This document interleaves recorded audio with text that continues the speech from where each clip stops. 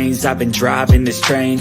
Years in this lane, there's no stopping this flame. Cause I came to the game and I changed it to play how I like, rearranged it to my own domain. Yeah, I got what it takes, made lots of mistakes, taking shots, skipping breaks, feeling lost, feeling great, popping off, singing straight, never stopped, never changed. All the squad here to play, and I've got something to say, yeah. I work hard each and every day, I get lost in the words I say. I don't push pause, no, I push play. I won't stop till I make a change. I withdraw on the things I make. I turn flaws into flawless traits. I build tall, never capping space. I won't stop till I hear him say, welcome back. Welcome back. We are here with Ready to Love, Make a Move, the final word reunion, guys. Yes. What are you thinking? Did you love this episode? Are there still questions? Will they come back for another season? What say you, ye panelists? Sean, what's going on? What do you think? I'm like Cam. I'm glad it's over. I'm glad it's over. You didn't. No, you didn't. Whether they will come back or not, I don't know. Okay. I think they need a little retweaking before they can come back. A little tweaking of it. Okay. And we're going to talk about that a little bit later. I got some questions. What are you saying down there, Mr. VIP? Welcome in. What's going on with you? Yeah, good evening. I think it's a pilot. It's something that I think was a taster. You know, they wanted to really give the women the power on the show to take more control over the selection and dating process. And was it a success? I'm not sure, because we didn't see. We only saw one potential couple, and even they have my doubts about that. So I'm not sure if it was really successful. But for viewership, we may get another one. We'll see. Let's discuss. Yeah. I mean, what if, and we talked about this before, because I gave Ron as one of my guys that I'd like to see come back. What if they switch the formula around to simply make it the men coming into whatever particular city, to a new city, and they're all staying together in a house? And what if the men were in charge? Would that be, you think that'd be more to your liking, or what? Nah, I think too many narratives will be created, and there'll be too many people getting triggered. Really. Yeah. Go ahead. JR, you had the floor. And yeah, we'll go back I was going to say, too many women will get triggered by some of the way the men may have preferences, or the way that they eliminate or go about their dating styles. It's too easy for men to be called players and unintentional and abusers and all these different buzzwords that they'll use. So I don't think it's a good idea to have a men's version. Yeah. Absolutely not. I don't know about that. Why would we call the men abusers when men are doing what men do, which is generally, at least in the traditional sense, we think of men as being the pursuer in the dating market. Why would we give them that bad name? I wouldn't give them a bad name. The thing is, you said it right there, that word traditional. A lot of ladies expect a traditional man, but they're modern women. So there creates a huge problem in the way the dating process is going to go. Okay, and we said we would come back, and Sean, you would tell us what your feelings were about the men being leaders, men being in the role next time around when they bring it back. Well, I mean, I think just like what JR said, I think I don't think the women will be acceptable of men dating multiple women as opposed to women dating multiple men. And I think you will see more, quote unquote, excuse my expression, I think you'll see more cattiness out of the women if, because it'll be more misunderstandings between the women if one guy's dating two of the women on the show at the same time, because I think more feelings will get involved in it, and it will make too much of an emotional show as opposed to the current dynamic where women date multiple men. Interesting thoughts. I'm not Interesting. being sexist, but I just that's just the way I see it. You Oh know. no, no, Yeah. no. I was, and to be honest too, I was kind of hemming and a little concerned. Just what was going on in the chat, not so much what you had said. My attention was averted. I'm sorry. What did you say again? I'm sorry, Sean. Were you saying that you think that the men would be in trouble, like Jr. is I saying? agree. I agree. I'm saying I agree with Jr. Oh, what you agree with Jr. What? I think because I don't think it would be understandable. I don't think it would be understandable for a lot of the women to understand that one man is dating those two women at the same time. If the dynamics were the women pursuing the men, and then of course with the same language, hey look, I'm going in a different direction. I don't think the women will be able to handle that as well as the men perceive to have been handling it this season with the women telling the man, hey, I'm going in a different direction. I don't think it would be that I don't think it would fit too well settle too well with the women. I'll put it that way. Okay. I guess you have a point. Both of you gentlemen. I don't quite, because my thing is to what you're both saying though. Is basically then what about our Ready to Love, the original show? Nobody's saying that about those guys, or are they? We had a couple of incidents where you Well, have that's had, seen as more of a contest. yeah, it's a different setting altogether, but we have had incidents where um, some of the guys have got into clashes, which have resulted in them being completely trashed. And you can go from Samson to what's his name, Mister $35 million portfolio, Zoe. Um, Mm-hmm. the Kia situation with Eric. Um, you know, Mhm. and then even more than that, you've got the Rashids and Simone situation as well. So yeah, Mm. it's unfortunately there's too many ways to step into traps if they did the show the other way. Mhm. There's a double standard in dating, and there's a double standard in life between men and women. And there's certain things that women can That's do true. that if men did the same thing, men will get called out on it. And there's certain things that men do that women don't like, but if they do the same thing, they expect to be given grace for it. So, I don't think it's going to work the other way. That's interesting. Yeah. I think our chat is really kind of getting involved in it. Um, Let me see if you guys in the chat drop a one if you would really like to see the show come back. Maybe some changes, some slight changes, or maybe some larger changes. But you kind of enjoyed the format and you think they're onto something.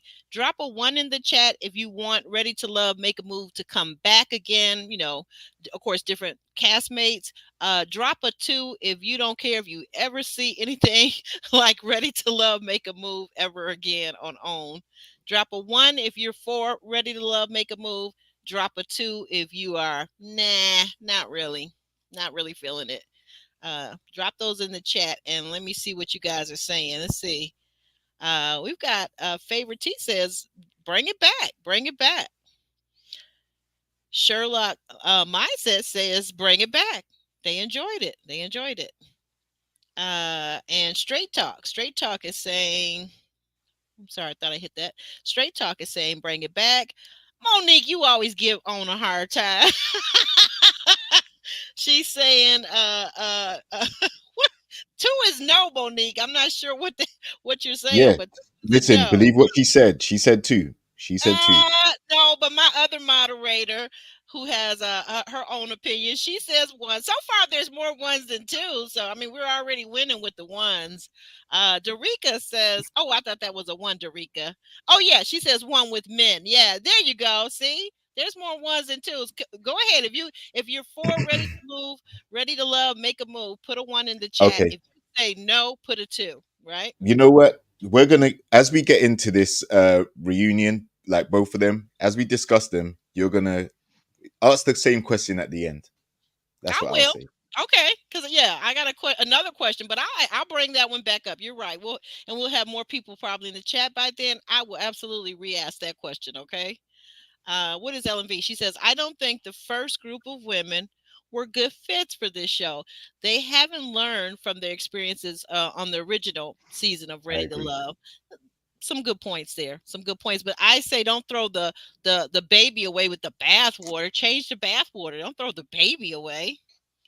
And then Bathwater is getting changed next week when we're back to the original Ready to Love. exactly. And Sherlock says, one, just because so many life lessons. Thank you. Somebody gets it. Where's my bell? Where's my bell? Somebody got it. There are lessons, even if these people, even if the castmates don't get the lessons, those of us who are out here watching, the viewers and the bloggers, we're catching on to some stuff that we might even be guilty of doing in our dating lives and in the past or in currently. Straight Talk says bring cast members of either gender who aren't still healing from previous bad relationships. Yes. So you want, in other words, Straight Talk, you're saying bring in those that have healed and have grown since they last appeared on Ready to Love. That's a great point. That's a great point. Um, LMV says, yeah, change the bath water. Oh, wait a minute. Oh, this is interesting. Monique, sassy Monique says, bring on Rashid, Joel, Angry Alonzo, and Dante, and I'll oh my goodness, that's hilarious. You know, those are some interesting takes I would right put Alex there. up there. Put Alex up there. Which one? Put Oh, Alex up oh, there. Alex. Oh, yeah, Alex. I can't breathe anymore. I'm hollering over here. Yeah, LMV says, yeah, bring I think Alonzo. then you Oh, got to have the so straight laced brother. Put brother Phil up there. Put brother Phil up there. You know, Phil from E- DC. exactly, Dorica. It would be a huge mess. All those, I don't even know if Zoe, I don't even know if he could be in a house with three other men. He seems like he's too machismo to me. I don't know. Maybe it's just my thinking, but I don't think he could stand to be around other guys. You know how, like we He, always say, there are some women that don't like other women. Like Cherie seemed to have, she seemed to struggle this season with being around the other ladies. I think Zoe would be the same way. I really, really do. Oh yeah, wait a minute. Bring back Febreze. Yeah, that's it. nah, he's done with this. He's done with the whole channel, the whole network. He's never coming back. He Forget ain't that. never coming back. He's over in No, France saying wee wee wee. exactly. Yeah, All He's right. over in yeah. France, He Pepe Le said, "I like to Pew. have happy time. I like to have happy Imagine. time. He's having a I like hot and happy heavy time with time. everyone. Happy time. Hot and heavy time. Hot and heavy Okay. time." Okay, guys. Happy New Year if I haven't I already did not said know it. that was the rules of the show. Right, right. Thanks for hanging with us and coming back to us. We were off for a little while, just needed that break and that respite, okay? But thank you for your thoughts and prayers. Those of you that reached out to me, I got flowers, I got prayers, and I thank you for those that pray for me that I don't even know that pray for me. I thank you for that. I appreciate it. So anyway, so we on to this season. So we pick up where the Ready to Love Make a Move reunion left off last week, with Charisse screaming at Ashley saying, I don't need a breather. I just need to be me. I don't need a breather. And the host tells them all to take a breath. What do you think about that scenario, Sean? We'll start with you. Well, I mean, Sharice goes from, we've seen her on this episode go from 0 to 100 multiple times. And I think she was just being in character as she normally is. And I don't think this is anything outside of her personality. Right. I What think but what this do is who you she think? is. Okay, that's a good point. That's fair. What do you think that what it was that triggered her to jump up and just say she couldn't take it anymore? What do you suspect it was?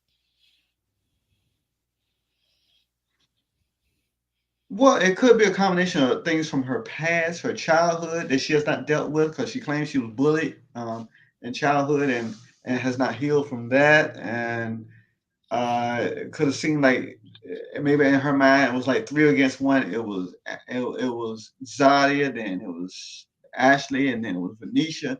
And I got all this thing, all y'all against me, and so I'm gonna fight back. That's the only way she could do.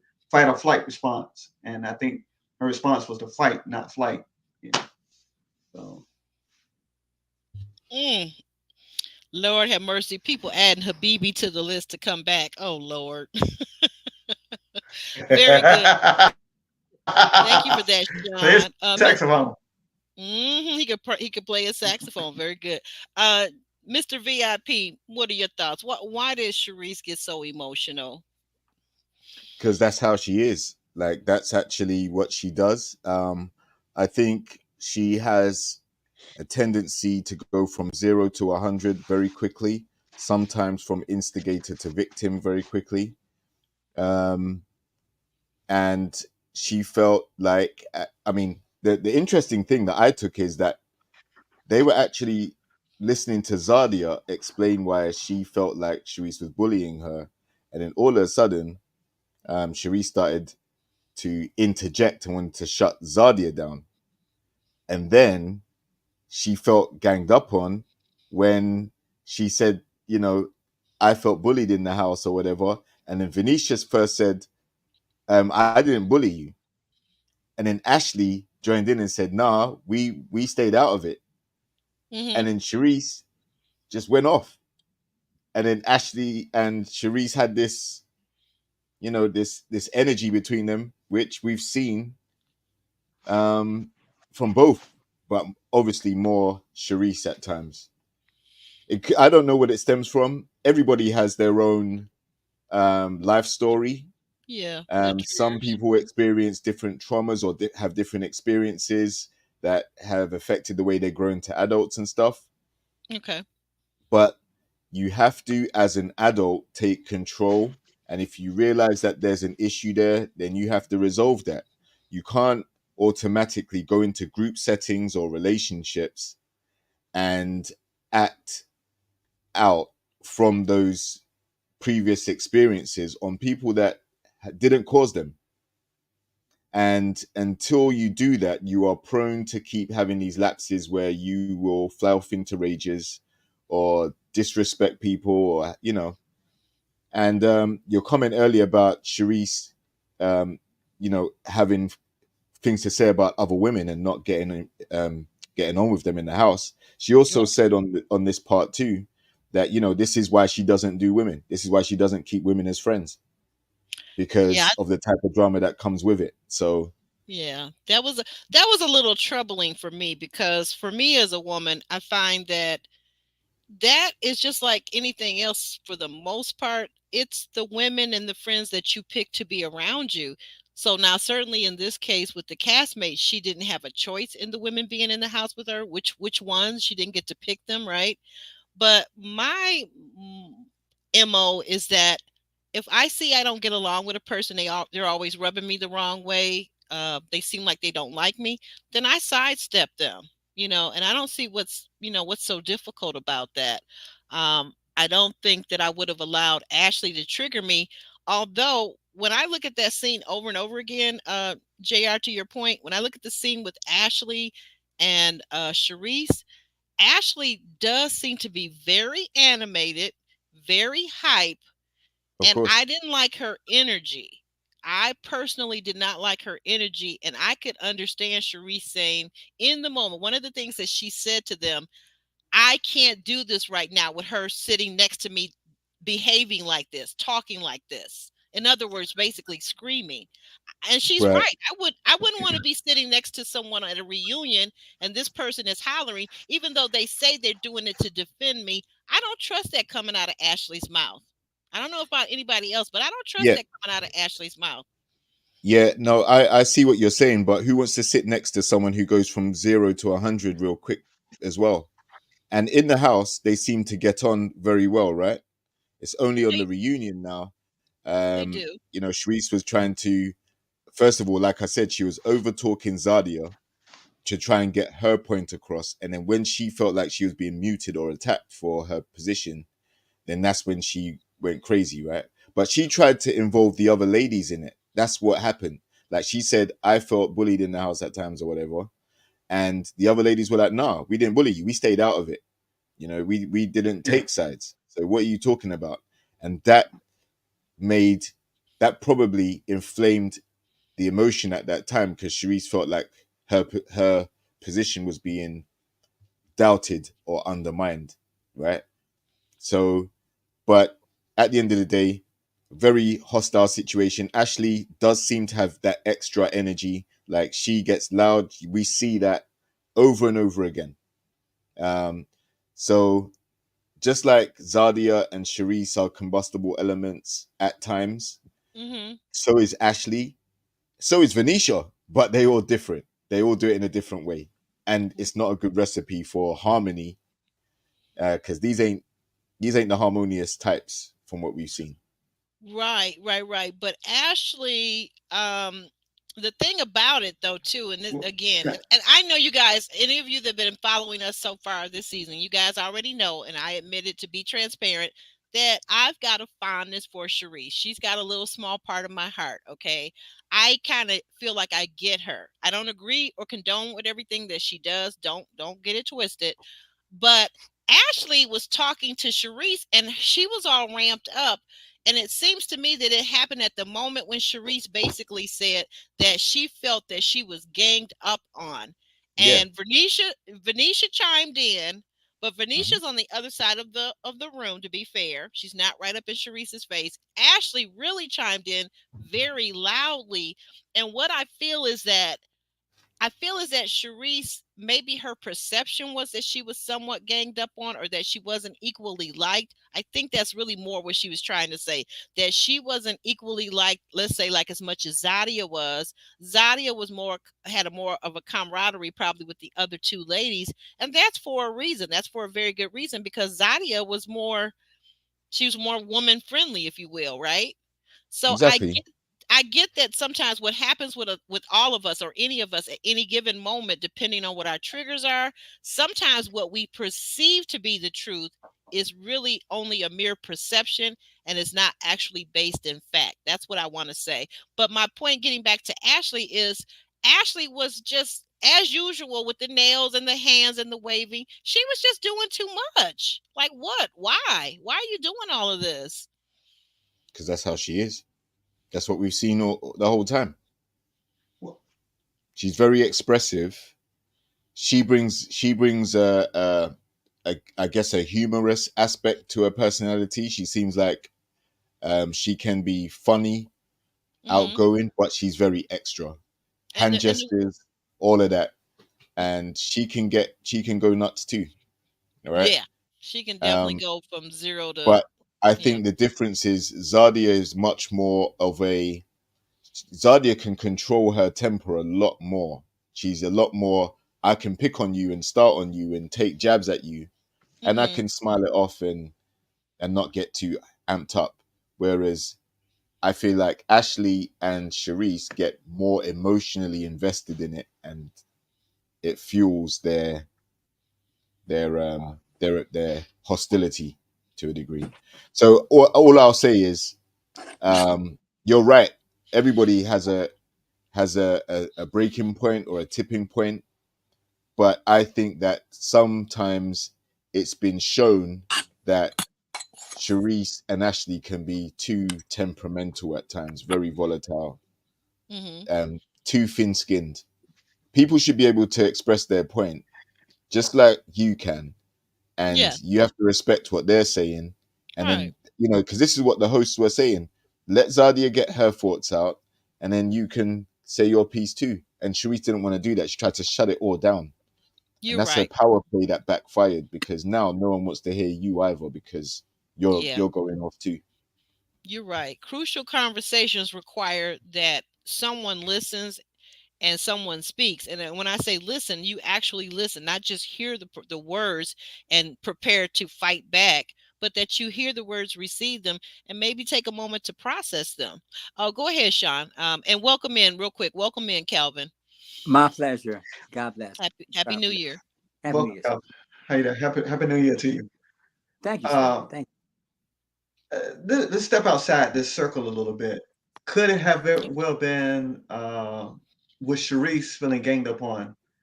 All four women, but could it have been, once again, I know we played this narrative before, but could it have been the colorism issue You have three brown skinned women and one visibly lighter skinned woman. And this quote unquote sisterhood, she might have felt outside of quote unquote this sisterhood because she's much lighter than they are. Could it that psychologically have played a dynamic, do you think, in that within her dealings with the women? Yeah. I was thinking about that. I'm glad you brought that up too. I was thinking about that. And maybe again, to be transparent about my own personal life. So I have a daughter who's biracial, very fair skinned. Sometimes people, when they don't know her, they think she's Latina or uh, possibly Italian or whatever, they other than black, right? But she's a light-skinned black woman with long wavy hair, right? So I can relate to Sharice because having traveled with my daughter when she was younger with basketball for many years and with track, because she was an athlete, um, the the response from some other black girls at that time toward my daughter sometimes was based on her complexion. Well, what about this or what about that? My daughter didn't tend to get bullied because I think her personality and her demeanor, and she's fearless. I think those things kind of helped her because I think people that get bullied, it tends to be the bully can see in you that there's a weakness that you're not going to fight back. My daughter is not that gal. You don't want to mess with her because she ain't putting up with it. She's not taking your smoke without giving it right back to you. But yeah, but to your point, yeah, I think that there could have been I think, but here's my thing though. I think it's more in my feeling, my honest two things. I think that Zadia, who we've seen on shout out to Crystal XO. We've seen her interview and she talks in depth about this issue of colorism. I think that Zadia has experienced a certain amount of colorism. And according to Sharice, also shout out again to Crystal XO, Sharice claims that Zadia came to her and said a number of different things related to her skin complexion, about her being so light and about the privileges, and that she's only where she's at because she's light skinned. So now that's what Sharice has said over on Crystal XO. That I don't know the truthfulness of that, and whether you guys have seen that interview. But if that's the case, then that kind of says something about Zadia, and that kind of says something about Sharice's perception may not have been too far from off. But I don't see the other ladies as being colorist. I don't see them as having a problem with Sharice having lighter skin, because those of us like Vernisha is only a few shades off from Sharice, and I'm sure in her family, like many of us black people, I have cousins that could pass for white, and I've got cousins that are as a chocolatiest of chocolate skin tones. You follow what I'm saying? So that happens a lot in our black community. So I don't see Ashley and I don't see Vernisha as having an issue with Sharice, but I do see Zadia as possibly having an issue, because if you go back to Zadia's season, Zadia appeared to have problems with the other light-skinned ladies in the bunch, right? Her season. So yeah, what do you think, Sean? What do you think? True. You don't want to give Well, any very more well could explanation be. than that? I mean, I don't think so. I, I think was Venetia being the senior member of the group, she probably not didn't have any qualms with Sharice's complexion, what have you. However, I think it could have been the dynamic of Sharice trying to fit in, and it could have very well been from years of growing up. She probably, tried to fit in and tried to fit in and tried to fit in, and people, of course, how old is Sharice? What, 43? What, 81, 82, something like that, about 81. So probably growing up, you think you bad because you high yellow. You think you bad because you high yellow. Da, da, da, da, da, da, da, da. You're a red bone, so forth and so on. And I think those ideas, would be, Exist in our yeah, that's right. community. Sharice is the senior. Thank you, LD. Um, but yeah, those nuances that exist in our community, that people are too black to be white, but too white to be black. seemingly quote unquote, if you use those as two polarized opposites. I think that could play probably in the dynamic with Sharice, you know. But she's I don't a know high how it is in achiever. Miami. I don't even know if she grew up in Miami. It might have been that way. No, Yeah, she she's a high actually is achiever, from yes. Baltimore. She grew up in Baltimore. Let's move over to Oh, she was from Baltimore? Calvin. Okay. Yeah, let's move over to Brother Even Calvin and with see the what he has challenge, to say. even with the challenges, she was a high achiever, right? She achieved a lot of things. So really, I think it just could be more personality clashes more so than anything. They've been in that house for a while. They have bonded and connected, and grew and sorted a lot of things during the course of the weeks they was together, because they did bond and connect. You can still be stuff that's going on, but you know, they learn how powerful the sisterhood can be if used in a more befitting way. You know, I think it's just a power play between Zadie and Sharice. That's been long standing, but you know what? They can work it out if they choose to. You know, they had a power play back when they first got together. I mean, in the early phase when Sharice was talking about the house rules and all of that. You know, so they prevailed over that. I think it's just some personality clash that's just ongoing. That's just there. You know, and they have to come to learn how to mediate instead of being pouring fire on the flame, so to speak. You know. They had Yeah. long-standing issues. No, it's not new. Well, you know what? You bring up a very good point, though, too, Calvin. What do you think? Do you think that maybe Zadia took offense to Sharice pointing out that she spent the night outside of the house, and that maybe Yeah. she just kind of held that against her? Well, because they was the ones right out the gate. They had an issue with that alone, you know. So Right. I mean, I'm grown. I can do what I want to do, but you still should respect the needs of the milieu. But still, you know, you can't both be territorial confrontation all the time, because you're in the house together. You have to work towards a happy core, because if you're steady, you don't want no man there. You don't want them coming in. But you know what? She's damn grown. Automatically, that's a red flag. You know, you still have to consider the needs of others, but then you still have to respect her. Can it be a sidebar discussion instead of pulling a person, calling them out front? You know, I guess it's how she confronted Zadia that made a difference too.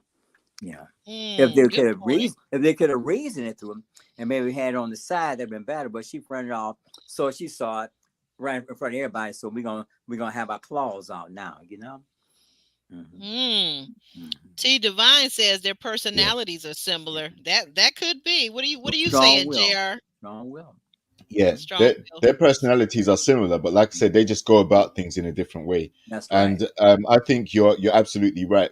Zadia, remember, she was part of the Brown Girl squad before, right? So there was definitely a divide between who she aligned with in terms of people who were more her complexion, and then she had some animosity for people of a different shade. That was back then.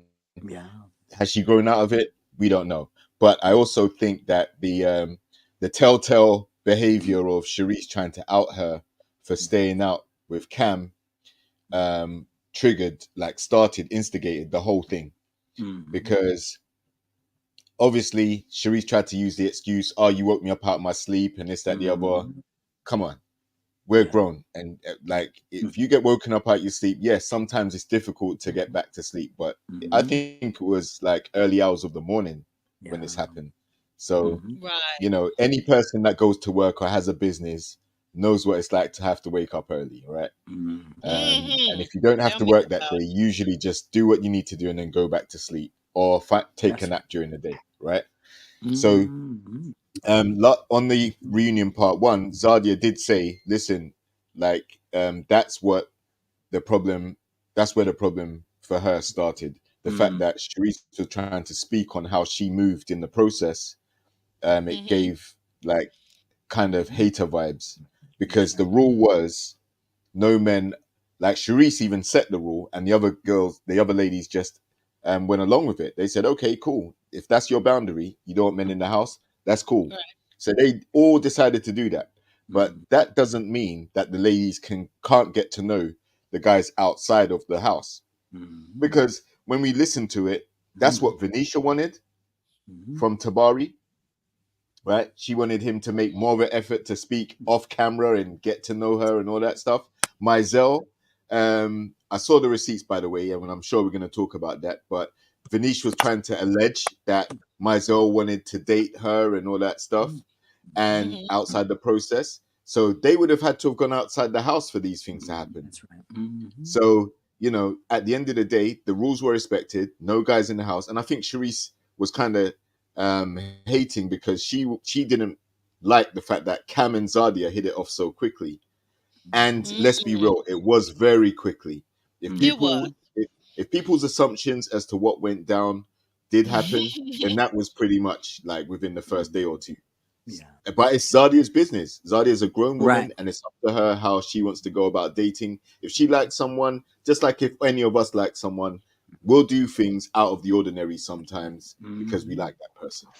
So that is true. you know, that's just the way it went. And ultimately, at the end, Charisse is the one that ended up with a guy. She didn't gloat. She wasn't saying, "Ha ha, I ended up with a man. You girls didn't end up with nobody." Yeah. You know, she was actually quite. Okay, we're jumping ahead there a little bit. Let's Yeah, I know, but I'm saying that her temperament changed once she found the connection herself. She wasn't watching what the other girls were doing. She was doing her own thing with Maurice. Yeah, and that's you bring up a very good point, though. Valid points. Thank you for that, JR. That perhaps there was a little bit of envy in Charisse with the Zadia situation because Zadia and Cam, like you said, hit it off almost instantaneously. Like they were popping, right? They were popping right from the get-go. So we come to Donald and Kirsten are now on stage, right? Things seem peaceful, but when asked about Ashley, Kirsten says he has nothing to say. And the host of the show says, "Well, but this is a TV show, bruh. You gotta use your words on this TV show, on this reunion. We're expecting to get all the tea and the juice and all of the good things, and as JR would say, all the things that are thinging. We expect to get all of that, but what happened to Kirsten? What do you suspect happened to Kirsten? Let me go over here to Calvin. Calvin, what do you think happened? Why wasn't Kirsten talking? It seemed like he was hurt, and he didn't know how to deal with he was in his feelings because after all you had to do is come in and oblige them and say, "Hey, I had a good time," or "I didn't have a good time," and it's okay. But you came in with a major attitude, like, "Hey, I didn't get what I wanted." Say, "Hey, I'm not saying," you came in like a little brat. Well, you came in a way that was out of character. If you're looking for love, then it should be more comprehensive demeanor. You know, if you're looking for love, you're open to having a better relationship, not just with somebody else, but with yourself. You know, so he came in out of character, but then you know what? That's okay because it's still room for growth. And look at yourself. Why didn't he choose? You know, would you choose you if you had to choose yourself? You know, his personality was out of character. And what are your thoughts, Sean? What are your thoughts? Thank you for that, Calvin. What are your thoughts, Sean? Why was Kirsten? Why didn't he have any words? What was going on? You know, it's hard. I really don't know. I kind of lean to the fact that he felt maybe that he was played. Maybe he used to be the one who plays. I'm not sure. And he felt like he could have been played by Ashley the way she was with him and Donald or what have you. We don't know what happened off screen. We don't know. We just know what we've seen in the 41 minutes of film without the commercials. So I'm inclined to believe that he probably felt like she was playing him because she was playing between him and Donald. Okay. And you know, because she was here. You remember she told him, she said, "Well, look, I dropped another person because of lack of communication." And da da da da da. Then she go and tell Donald the same thing. "Well, I got another person waiting." Da da da blah blah blah. You know, so I think that could be his impetus for being upset. Now, was that warranted to be like that on the show and just to satisfy? Say, "Look, I'm here. Give me my check. I can leave now. That's it." I don't know. Well, one of our viewers is saying, I'm sorry, wait a minute. He's one of our viewers is saying that he's cocky and he's probably used to having his way. Would you agree with that, Sean?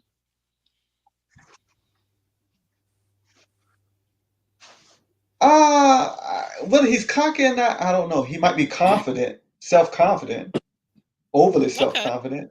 I don't know. You think That's you think I the don't know fact whether it's that he's cockiness or not. Uh, mhm. but You think the fact that there's no shortage of confidence in himself. Yeah. yeah, you think the fact that he's I think someone's Mhm. alleging that he was a former NFL football player that could contribute to him being used to having his own way. Hmm. Could very well be.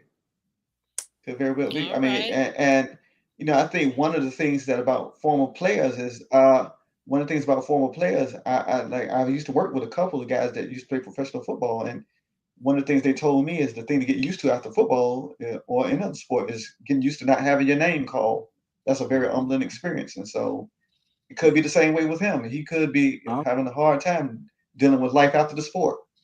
Mhm. Mm. Good point. Ooh, I need to ask my ex about that. That's a good Mhm. point.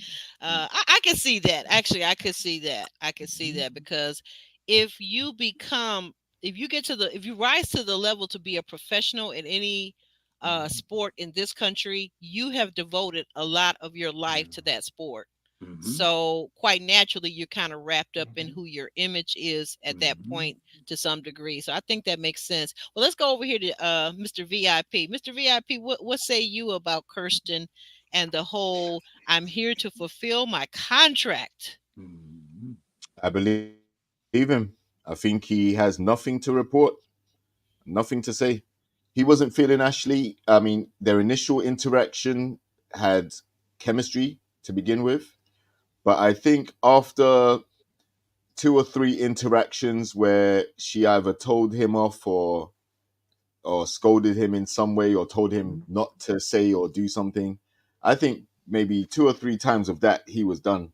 And then when he met Stormy, that was a beautiful surprise, as he said, and he was like, "Man, Ashley got no chance." You know, like he is already well and truly not invested. And when she let him go, he didn't put up any fight or any resistance whatsoever, let alone chase her, which is what she wanted. But he was just like, "I'm cool." Like he's got nothing to say. They probably didn't talk much outside of the process, and they weren't really a thing long enough for there to be anything substantial to really add. But I will say, if he was malicious, he could have really come in with an agenda to try and get revenge for being sent home the way he was, and he didn't do that. Yeah, you guys all make excellent points as well as the people out in the chat. One of Mhm. my favorites is he's now a rapper over on IG. I never thought of that before, but okay. I like this one too. Uh, Favorite T says, I don't think he was hurt. He didn't even want her. That's why he stood her up. And that's a very good point because she's looks like they're talking about the time when what was it? The birthday party for Zadia. Mhm. Um Kirsten didn't even Hmm. show up. Mhm. Remember that? Nope. Yep. Only Downell. Only Downell showed up. Mhm. Yeah, so And very that good was point. after that was Donald showed up out of the blue because he had already been eliminated too. Yeah. It's where, she wasn't expecting him either. Right. Kiki says, as I said before, no man wants to be compared to another man. She still compares him compares him in her past men she dated. Exactly. She even Kiki, gold admitted that. star. Yeah, She she did even that. admitted that on while she was talking. She said, she's so used to going for the player and this, that, the other, and that's the vibes that Kirsten gave her, which is probably why she was so attracted to him in the first place. But she decided to go with someone different in Donald, who came across as someone who's a lot more reserved and more shy and inside himself, rather than being gregarious and extrovert and a showman. Hmm I think part of I don't know. I don't know what to make of Ashley. It's part of that allure that she has for these men that are showy and not the quiet, soft-spoken guy. I don't get her. I don't get her with that because obviously in this case, for example, not saying in all cases, but in this case with Kirsten, it seemed to me it was very clear that he did not care for Ashley in any way. Like he really Right. wasn't feeling her. He never showed that. Right. He was very reserved. And, you know, we've seen a couple of instances where we've heard the ladies say they want these guys to go above and beyond to state their Right. intention and pursue them. So when that Mhm. pursuit isn't there, then, you know, these ladies are thinking, what's up? Like, what's wrong with you? It's a you problem. Why are you not pursuing me? You're supposed to pursue ladies. And these guys aren't pursuing them because they really genuinely are not interested. That's what it comes down to. If a guy's interested, like Donald is interested with Ashley, you know, he's prepared to, okay, I'll make it work. Okay, I'll try and do this differently next time. Okay, I hear you. Okay, I'm gonna try. He's trying because he really likes her.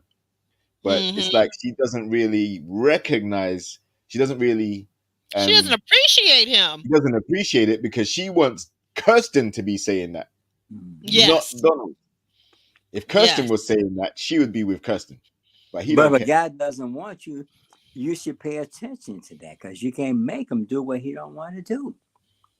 That's What's the okay. name of Exactly. that song? Alexa, Alexa, play. I can't make him love me. Play that That's for me, right. okay? That's right.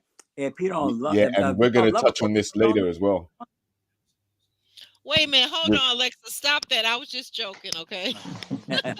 we're, we're gonna touch on that later with the whole Ben thing as well. So, you know, When a person tell you something more than once, Well, it's the you know, truth. he could be a reminder. He could be a reminder of to her. Of Alex, don't say it. Don't say that name. Wait, Calvin.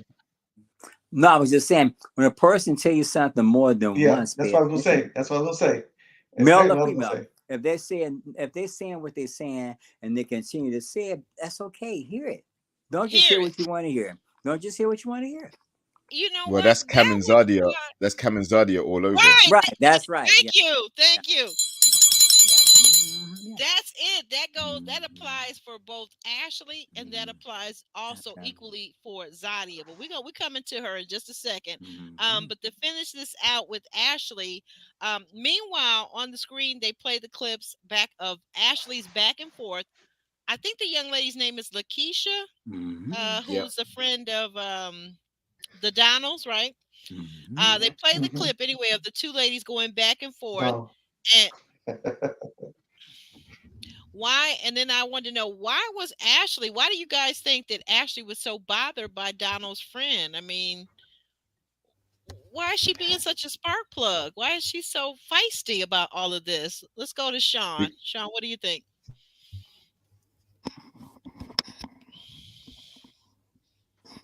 Well, I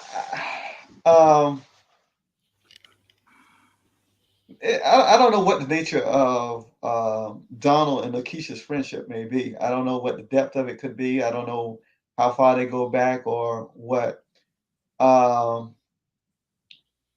she could have been waiting for her 15 minutes of fame and just to say she was on TV again. I don't know. Just to take her dig into Ashley. Um, I don't know. I mean, I understand that you're looking out for your friend. You don't want someone that's gonna take your friend's kindness for weakness and what have you. And maybe she did overstep a bit in her delivery with Ashley. Could very well be. That's what I think. Okay. All right. Very good. Very good. Mhm. Um, Calvin, what do you think? What do you think about the whole back and forth with Ashley and Donald's friend when he brought his friends to meet Ashley? Should she have been so hyped up? Well, Ashley has the need for a lot of reassurance. We've said that over and over. We're not supposed to put on the spotlight, but when you look at her, she has the issues of abandonment, which is very pronounced, and she needs a lot of security when it comes to guys.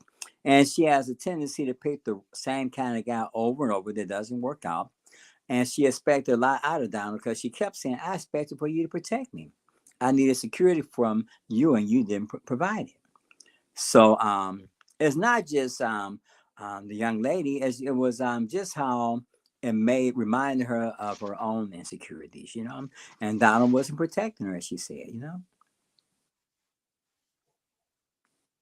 So I mean, it wasn't just the young lady; it's what she represented, her vulnerabilities, her insecurities. Yeah, we've said that over and over again that she is insecure, and I also think that she lacks self-control. Yeah, I think this is an issue with Ashley. What say you, Mr. VIP? yeah. I think Ashley and Donald's friend are very similar in temperament. I think they both uh, can get very passionate, very animated when they um, have a bone of contention about something, and that's why they clashed. I think it was a mirror in terms of energy.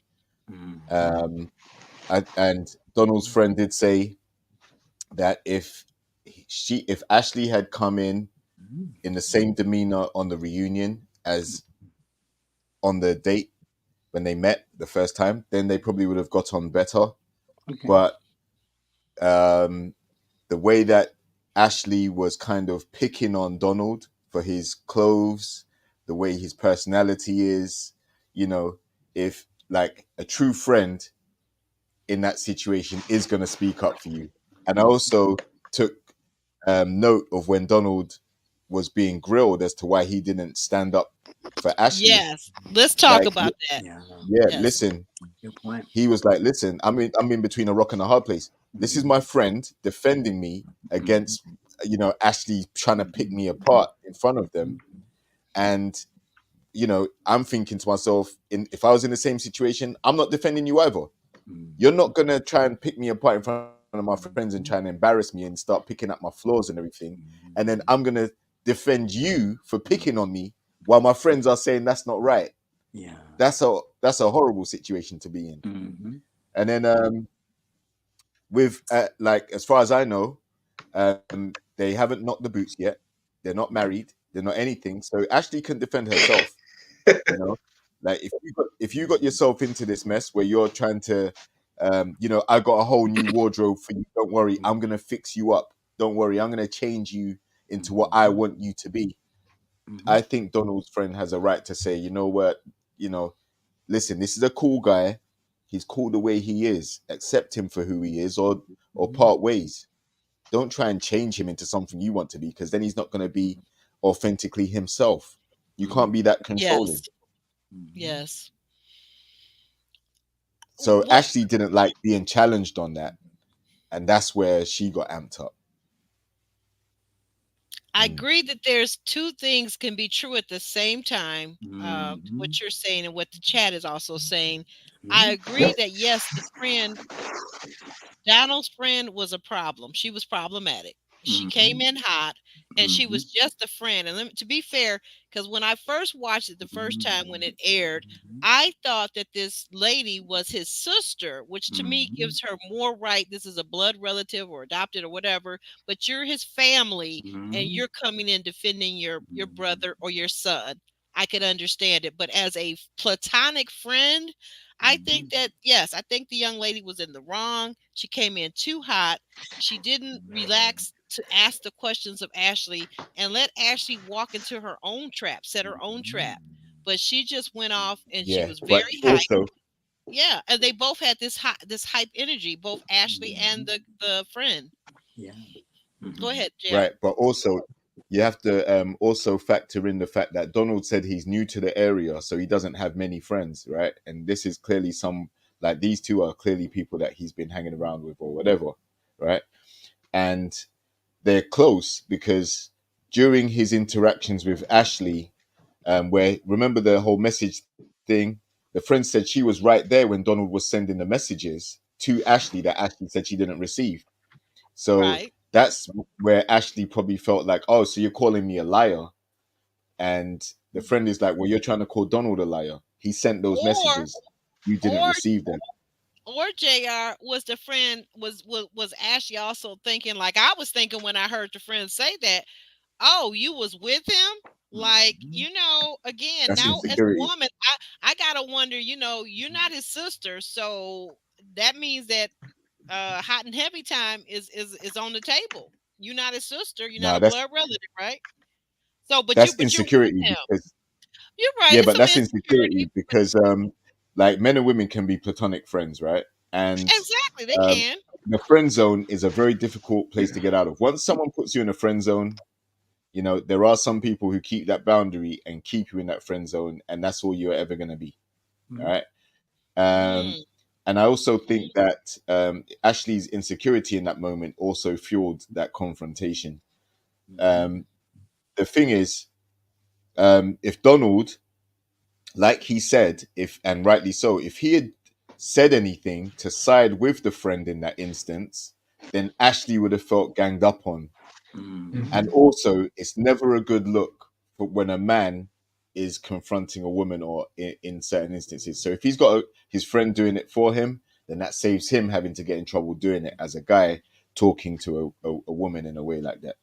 Mhm. I agree with you in theory, but the problem with it goes back further than the reunion. The problem with it for me, JR, goes back to why can't Donald speak for himself? Why can't Donald talk to Ashley privately? Didn't have to be on camera. Or when she was don't let us keep you up there, okay. uh b- why couldn't Donald speak to Ashley, or even in the scenes where we can go back to when she was talking about his loafers or saying this or saying that? Why doesn't he, in the moment, as a man, step up? See, this is the part of the problem I No, feel why can't. she does not respect him. She does not respect him No. because he is He not doesn't setting communicate healthy well. boundaries for himself. He doesn't set those Yep. boundaries that need Mhm. to be set as a man. Or as even as No. a person. Mhm. No. He But she can't. He always can't. complained about his communication Wait a skills. minute, hold on. I'm sorry, I'm sorry. Kelvin. You go I'm go. sorry. No, no, go ahead. Go, I and was then we go saying to she's JR. been complaining about his communication skills ongoing Exactly. and with expectations. But they still have a relationship that has been evolved and transcended that even with the issue, they still have a relationship. So it's something interesting about them, period. They have a great relationship despite all of that. It's a friendship. It's not a Yeah, relationship. that's And what. also, like he can't set those boundaries because as we saw on the show, every Mhm. time he tried to talk, she shut Yeah. him down. She's like she Mhm. was trying to talk over him or stop him Yeah. mid sentence, and he even said, "Look, I can't even get my words out. I can't even finish without her interjecting." Mhm. That's Mhm. how it's probably been through the whole process. So So is it that's ongoing? Yeah, why he. Yep. It's not whether he stands up as a man. Men can stand up against other men and Yeah. say things, but Mhm. when it's a man doing it to a woman, you have to tread very carefully Mhm. because unfortunately we are seen as the aggressor in a lot of situations. Mhm. So he the best thing to do is to sit Yeah. back and let his friend do it Mhm. because no, no, no, no, no, no, no. once But JR, yep JR, hold up, Yeah. hold up, hold up. Yeah. I know. We got to go back. Mhm. Let's go back in time if we could. Mhm. Are you saying that you don't feel that Donald has any responsibility to speak up for himself before we get to meet the friends, meet the family day? You don't feel like he has any responsibility as a person, not just as a man, but as a person? Because, see, me as a girlfriend to another woman, I'm going to have an issue with you talking to me like that. I just had this happen on my job the other day where a woman, well, she actually texted me. She sent me this ridiculously evil text. Mhm. And I was like, oh my God, like you ain't going to talk to me like that. So I fixed it. I fixed that situation. So you're telling me that Donald doesn't have any responsibility to set any boundaries for himself with Ashley before he has to be this passive aggressive person that sicks his friend on Ashley? Is that what you're saying? I'm saying that he can only do it a few times before he realizes that it's not going to work. And he can never try to match Ashley's energy because it will be a volatile situation. Let her be the one that's amped up, emotional, lose control, rant and rave about stuff. But Donald, nah, his best move in that situation is to be passive. You can't have two people volatile and animated and stuff like that. Well, I'm not Every saying time he tried to talk on the show, Mhm. she interrupted him where he couldn't speak. And she felt comfortable doing that because it's not the first time. So that's Right. what I'm saying. Like, you have to pick your battles. If you're dating someone who's volatile, as a man, if you're dating a lady who's volatile, emotionally ready to flip, you can't match that. Your best option is to walk away to diffuse the situation. You do not go toe to toe, line for line with her, because you end up being the one that is worse off. You're the one that is then like, okay, a man shouldn't be stepping to a woman like this. And that's where you fall on your sword and you're like, yeah, for real. And it's just a dynamic that unfortunately men find themselves in, but we have to be able to walk away. We can't get into combative situations with ladies. It's not smart. Not in this day and age either. But if you Right. choose to date someone, they have to respect you. So you really have to if you're dating somebody, if you're not dating them and you just kind of I see you later, if you're dating them, you have to establish yourself early in the game because it has about respect. Respect. If we have a relationship, we should bring out the best one. If we started out and I'm being passive, going against myself, and that's not good because it only gets worse.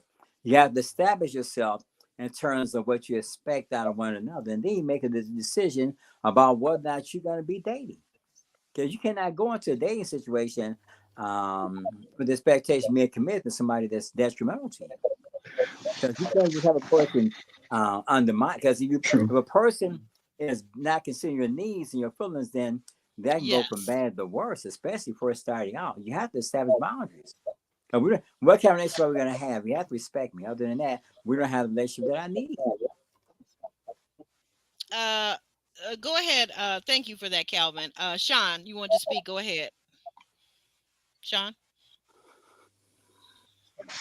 Yeah, I see both points between JR and Calvin. However, I think somebody put it in the chat just a few minutes ago. What's I that? mean, we don't know these people. Donald may have a temper and is supposed to temper, and maybe Oh, yeah, I saw that. Okay. somebody said that maybe Donald has a temper. I don't know. Um, that his friend speaking on his behalf may be that mouthpiece that he needed so that he would not explode. Number two is that Okay. if something, this is what I feel, if something was to materialize between Ashley and Donald, then Ashley is going to put Donald in the place. Hey, look, you got to do something about your friend. I mean, you're gonna be with me. You got to drop your friend. I think it will come down to a choice that whether you want to keep her as a friend or lose me. If you keep her as a friend, you got to lose me. And I think I don't think he will be prepared to make that decision per se. Sometimes people will try to alienate you from your friends. I mean, like I said, man, just move there. I mean, I don't know how long he's been in the area or what have you. I don't know what kind of friendship they have. I don't know whether they're just acquaintances or deep, intimate friends or what have you. But I think that there would be a showdown from the standpoint, hey, you have to do something about her. Exactly. And now Donald's conflicted. Do I go with the woman that I'm dating, or do I still be friends with Lakeisha, what have you? So, and that I think it puts him in the awkward spot instead of pushing Ashley. He put himself in that awkward spot, though, Sean and JR. He put himself in that awkward spot. Do you guys not see the irresponsibility of this man not being able to communicate for his own darn self? What is he going to be in a relationship if he's got to get his friend to communicate what he's feeling to this other person? That's a third party. And they don't know all the ins and outs of the relationship. Why are they communicating his unease or discomfort with what she's saying about his loafers, his clothing, his dress, how he speaks, how he acts? Why can't he simply tell her himself when he's calm? He doesn't have to do it when he's angry and upset. Come back be okay later. with speaking up for himself. You just starting out. You just starting out. So you have to have a certain You just answered your own question, Aubrey. have the ground rules. Because I don't need you that much to the point where you degrade me right out the gate and dictating how I'm supposed to be. You're not what is it going to be down the road? If it started out like this, you got to fix me up to be your image and likeness. And then what's next? What's next on the horizon? What else do I have to change? What else do I have to concede to? We just started out, and I have to be something. So yeah, to be and not be myself. A wise man at work once told me that when he was having problems in his marriage, that he didn't go back and tell his mom, even to the point where maybe he and his wife were having a spat in the early years, and he had to leave the house to have some peace or to give her space. What he did when he went over to his mother's house is he blamed it on himself. That's what a wise man does, because by putting another woman in the middle of your situation with your woman, you are now causing a problem. The fact that you won't have these crucial conversations, you don't see that as being problematic, JR? Nope. Communication is both ways, right? Yes. Now, you can only voice what listen, you've got someone telling you, I don't like the way you dress. I don't like the way you do this X, Y, and Z, right? You're kind of giving her a free pass to be able to do that. Now, the thing is, he has already said to her, look, what's wrong with my clothes? Why are you trying to check? He did say that at the time when she was critiquing him, and she further went in. The reason why is because she doesn't respect his voice. She doesn't respect his opinion. On that point. She doesn't respect his feelings. She doesn't respect it, because that's why she was so comfortable doing it in front of his friends, right? And that's what made his friend Lakeisha defend him in the first place, because she was there watching Ashley pick him apart in front of them already at this early stage. So like Sean said, what's it going to be further down the line? It's going to come down to, oh, well, you know what? You know your friend don't like me, so you need to get rid of her, because it's either her or me. Like, who's going to pick?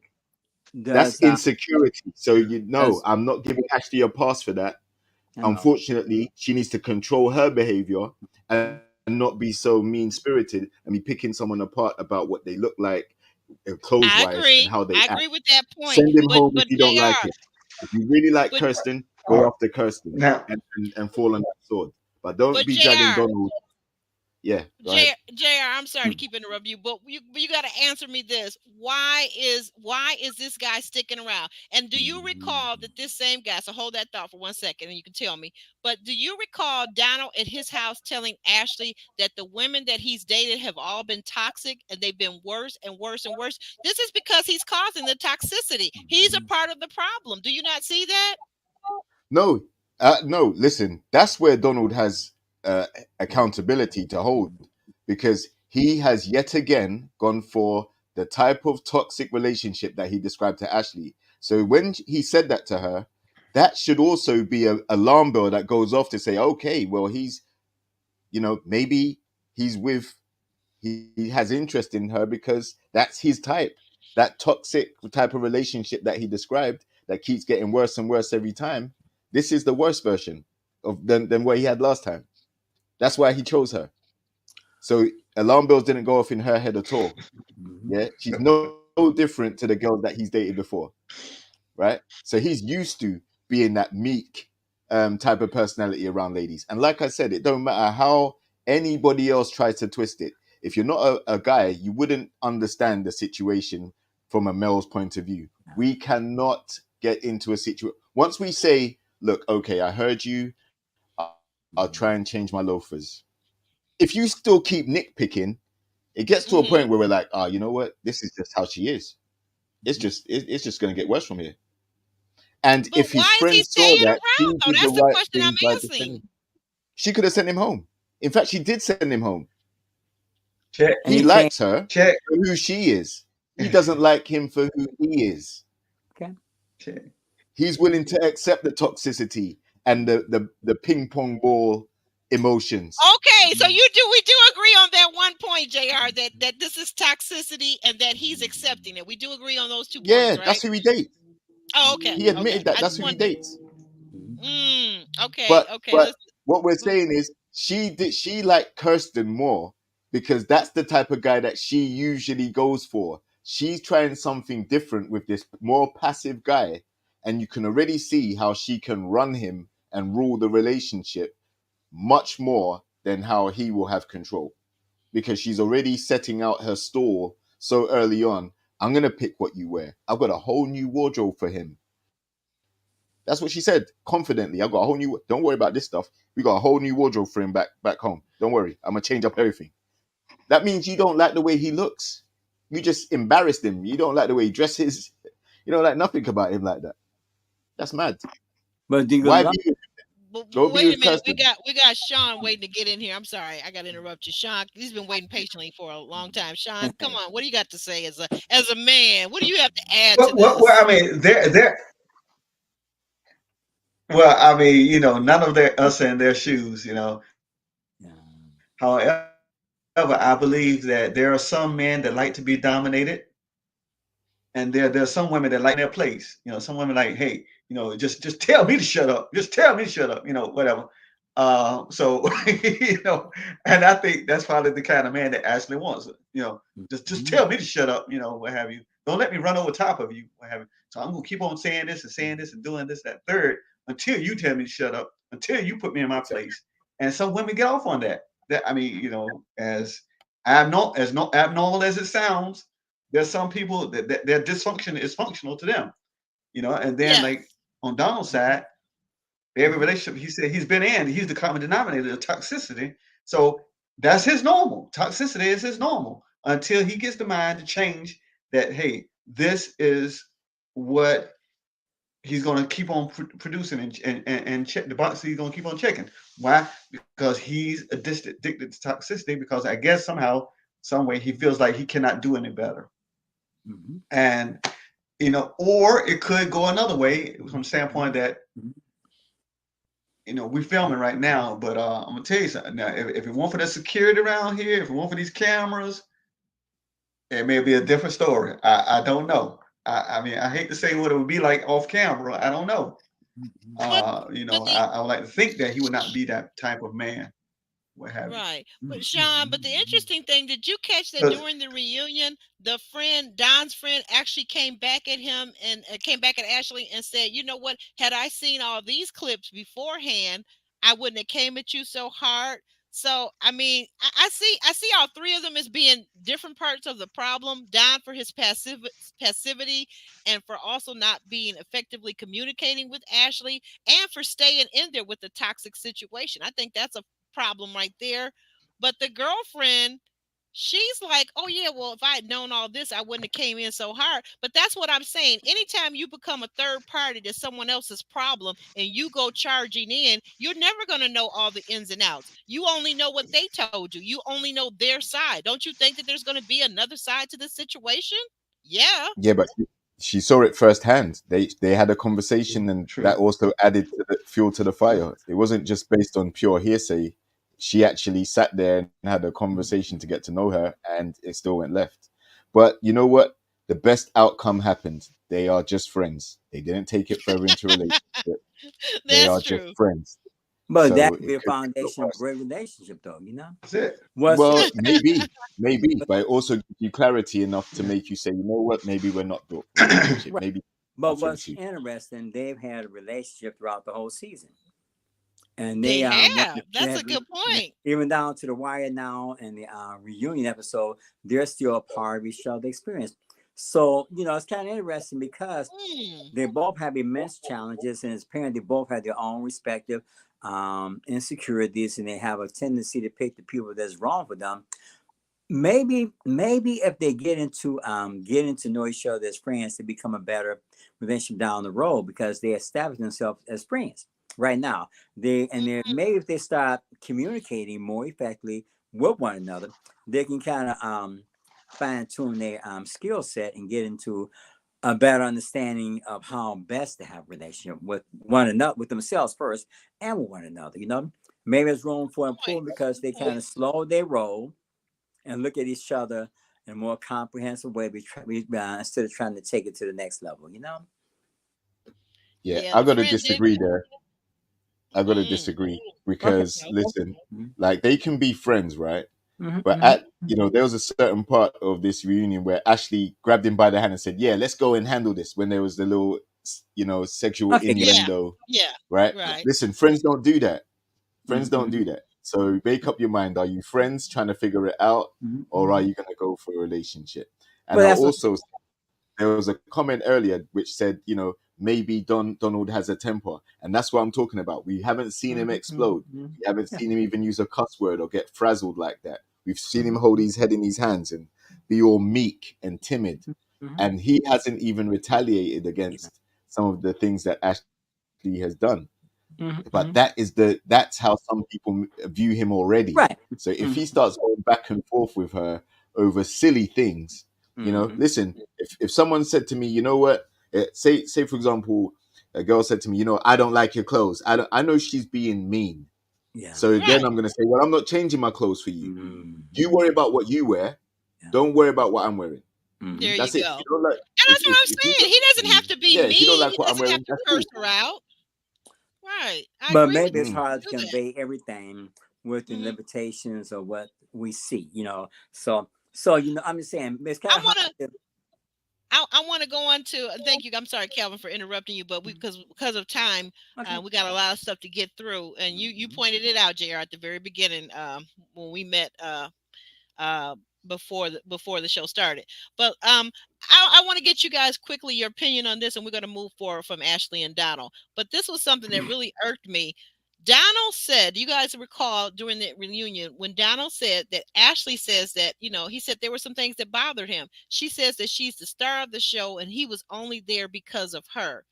Then she kind of repeats it, and then she kind of looks over at Tamika Lee to say, well, you know me, you know I don't even talk like that.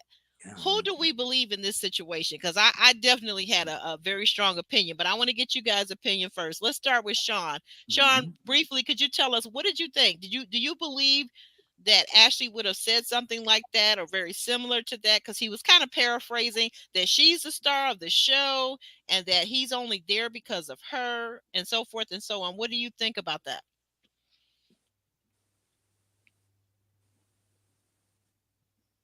I think so. He doesn't have any reason to lie. I think he's telling the truth. Yeah.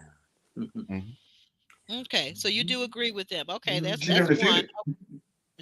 it. Well, she I kind agree with of him. did, because when she tossed it back to Tamika Lee, she did say, "Does that even sound like me? That doesn't sound like me." So she kind of was saying that wasn't her. But okay, but we'll move forward to Calvin. Calvin, what are your thoughts? Well, I concur with him because the thing about it, she has dominated the platform and dictated everything about how the next we're gonna go. She got rid of him, then she got him back, and she's still dangling on a string, and he's still kind of being complicit in it, you know. So I agree. I accept what he You said. you I believe accept it. him, Yeah. right? Okay, and Jr. Last but not Mhm. least, Jr. What do you think? Do you believe Donald, or do you think that Ashley says that's not something she would say? Who do you believe and Listen, why? man, I think Donald is telling the truth, because when Ashley was talking with Stormy, that was the vibe she gave. She said, "Listen, you're supposed to be here for me. This is my opportunity. It's my show." Type vibe. She said that with Stormy. She also said the same thing to Kirsten in their interaction. It's supposed to be about me. And you know, like that's one of the reasons why he got turned off. You could see his whole energy shift when she started using that type of rhetoric. So I think she has said it before, Yeah. and she probably doesn't even realize that she's saying it and giving off that type of energy. Right. And I'm in agreement with all of you, because if you stop and think about it, Ashley says something very similar on camera, and we all saw it and heard her when she told Kirsten, "You're here because of me. I get to send Exactly. you home or not." All of the women pretty much have Mhm. said that, except for Sharice. I've never heard Sharice say anything similar to that. I've heard Vernisha say it. I've heard Ashley say it, and basically Zadia. They've all three of those women have said something. So she absolutely did say that. She absolutely did. She absolutely did, in my opinion. Yep. So we'll So the move. accountability is not there. It's not there. You're absolutely right on that. Accountability for Ashley on that is not there. Um, okay. Next we have Sharice and Maurice and Lizelle. I mean, I'm sorry, that should be Mazel. Myself. Not Lizelle, but you know, You get the point. So anyway, they're up, and we hear that Maurice is Sharice's quiet storm, that Mhm. she reconnected with the second time around, and then the second time around, Maurice had more words, more conversation, and more affection for her. Mhm. Um, we find out that the two of them have even went to the Essence Festival together, where they had VIP seating, and Sharice felt like a queen, and Maurice did all the things that were thingy, and she's liking this time with Maurice. What were your thoughts about this, Sean? What were your thoughts about this pairing? Mhm. Mhm. Uh, I call it the Jessica Marie situation. Um, I think it's just show. I don't think it's genuine. I don't think it's as genuine as he thinks it is. I think it's just status for her. Status for her. That's why I look at it. Okay, thank you for that. All right, and over to appreciate that. And over to Calvin. What were your thoughts about Maurice and Sharice? Well, when you look at it, they're more seasoned individuals and out of the couples. He's in his 50s, I think, and she was in her 40s. I think they because they and then also for Sharice, she established her connections, I think, later in the episodes more so than the other ones. So it's a good connection for its potential because they're more established within not just their career but within themselves, and so they bring something to the table that maybe the younger ones don't. But it's kind of hard to say. It could work. It could work. It can not work. But they can be friends along the way because after all, they established within their respective careers and their family and all of that. So they want something more sustainable. I think he's been married on more than one occasion, and sorry, and he has children, and I'm not certain that she has children now, but she's well established in her career, so it could be interesting to see how it evolves. I think they just overcame the part about um, they're comfortable with themselves. I think more comfortable with themselves than the other one. So it could be a great friendship. But they're in different regions, so maybe it could be a good relationship down the road, or maybe it can just be good friends. Okay, okay. Yeah. Mm-hmm. I see it as, and I let me know. Oh, you're back, Jr. Okay, because I was gonna Mm-hmm. say, let me know when you come back. But real quickly, I think that Charisse and Maurice, I think for me, I think they're genuine. They may seem awkward. I get it that they seem awkward a little bit on camera, but I think Mm-hmm. that goes back to Charisse really not being a hugger, Yeah. a toucher on camera. And Mm-hmm. if you go back to her season, we saw that all throughout her season. Yeah. Mm-hmm. That's kind of who she is. She's a little conservative in front of the camera, and I don't blame her. Yes. To me, I think it's classy for a lady to not show Mm-hmm. everything. You know, Mm-hmm. everybody doesn't need to know your business. Yes, I get it. You're on a show on the one hand, but on the other hand, you ain't gotta do all this hugging and kissing and letting him grab your buns. I'm not Mm-hmm. for that. That's just me. Jr. What are your? Oh, he disappeared again. That's just saying the emotional security. No, The no, I'm here. emotional. I'm here. I'm here. Mhm. Okay, I'm Jr. here. I'm trying to get your thoughts on the Charisse and the Yeah. Mari situation of it all. Um. Yeah. I think they're gonna take their time. I think Mhm. someone like Sharice that came in saying, you know what, this is what I want, and she had a little list or whatever, and she's the one that ended up settling in order to find her man at the end of the day, right? Will it go into a full-blown relationship? I think potentially, but not yet. Not from what we've seen. The reunion was shot 3 months after the show ended, and from what I saw, I think they've been getting on well, but Mhm. like you just said, Sharice and Maurice don't have an intimate connection yet. I didn't see them. I mean, he was trying. He was like tapping her leg at times while he was joking or responding or whatever. He's a lot more talkative. I feel Mhm. like he's a lot more relaxed around her and with her. I feel like she's at ease with him to a degree. because I don't think she has to worry about him really stepping out and doing anything crazy. He seems like he's just the type to go to work, take care of his children, and make time for her. And that's all Mhm. she probably was looking for. But let's make no bones about it. She said she didn't want a guy with kids, and she didn't want a guy with that was married before. So she ended up with both. This guy's got Well, both. you know what? We all kind of said it though. If you recall, Jr., I think you yourself included, if I'm not mistaken. We all said that at Sharice's age of 44, and she wanted to date a man that was senior over her.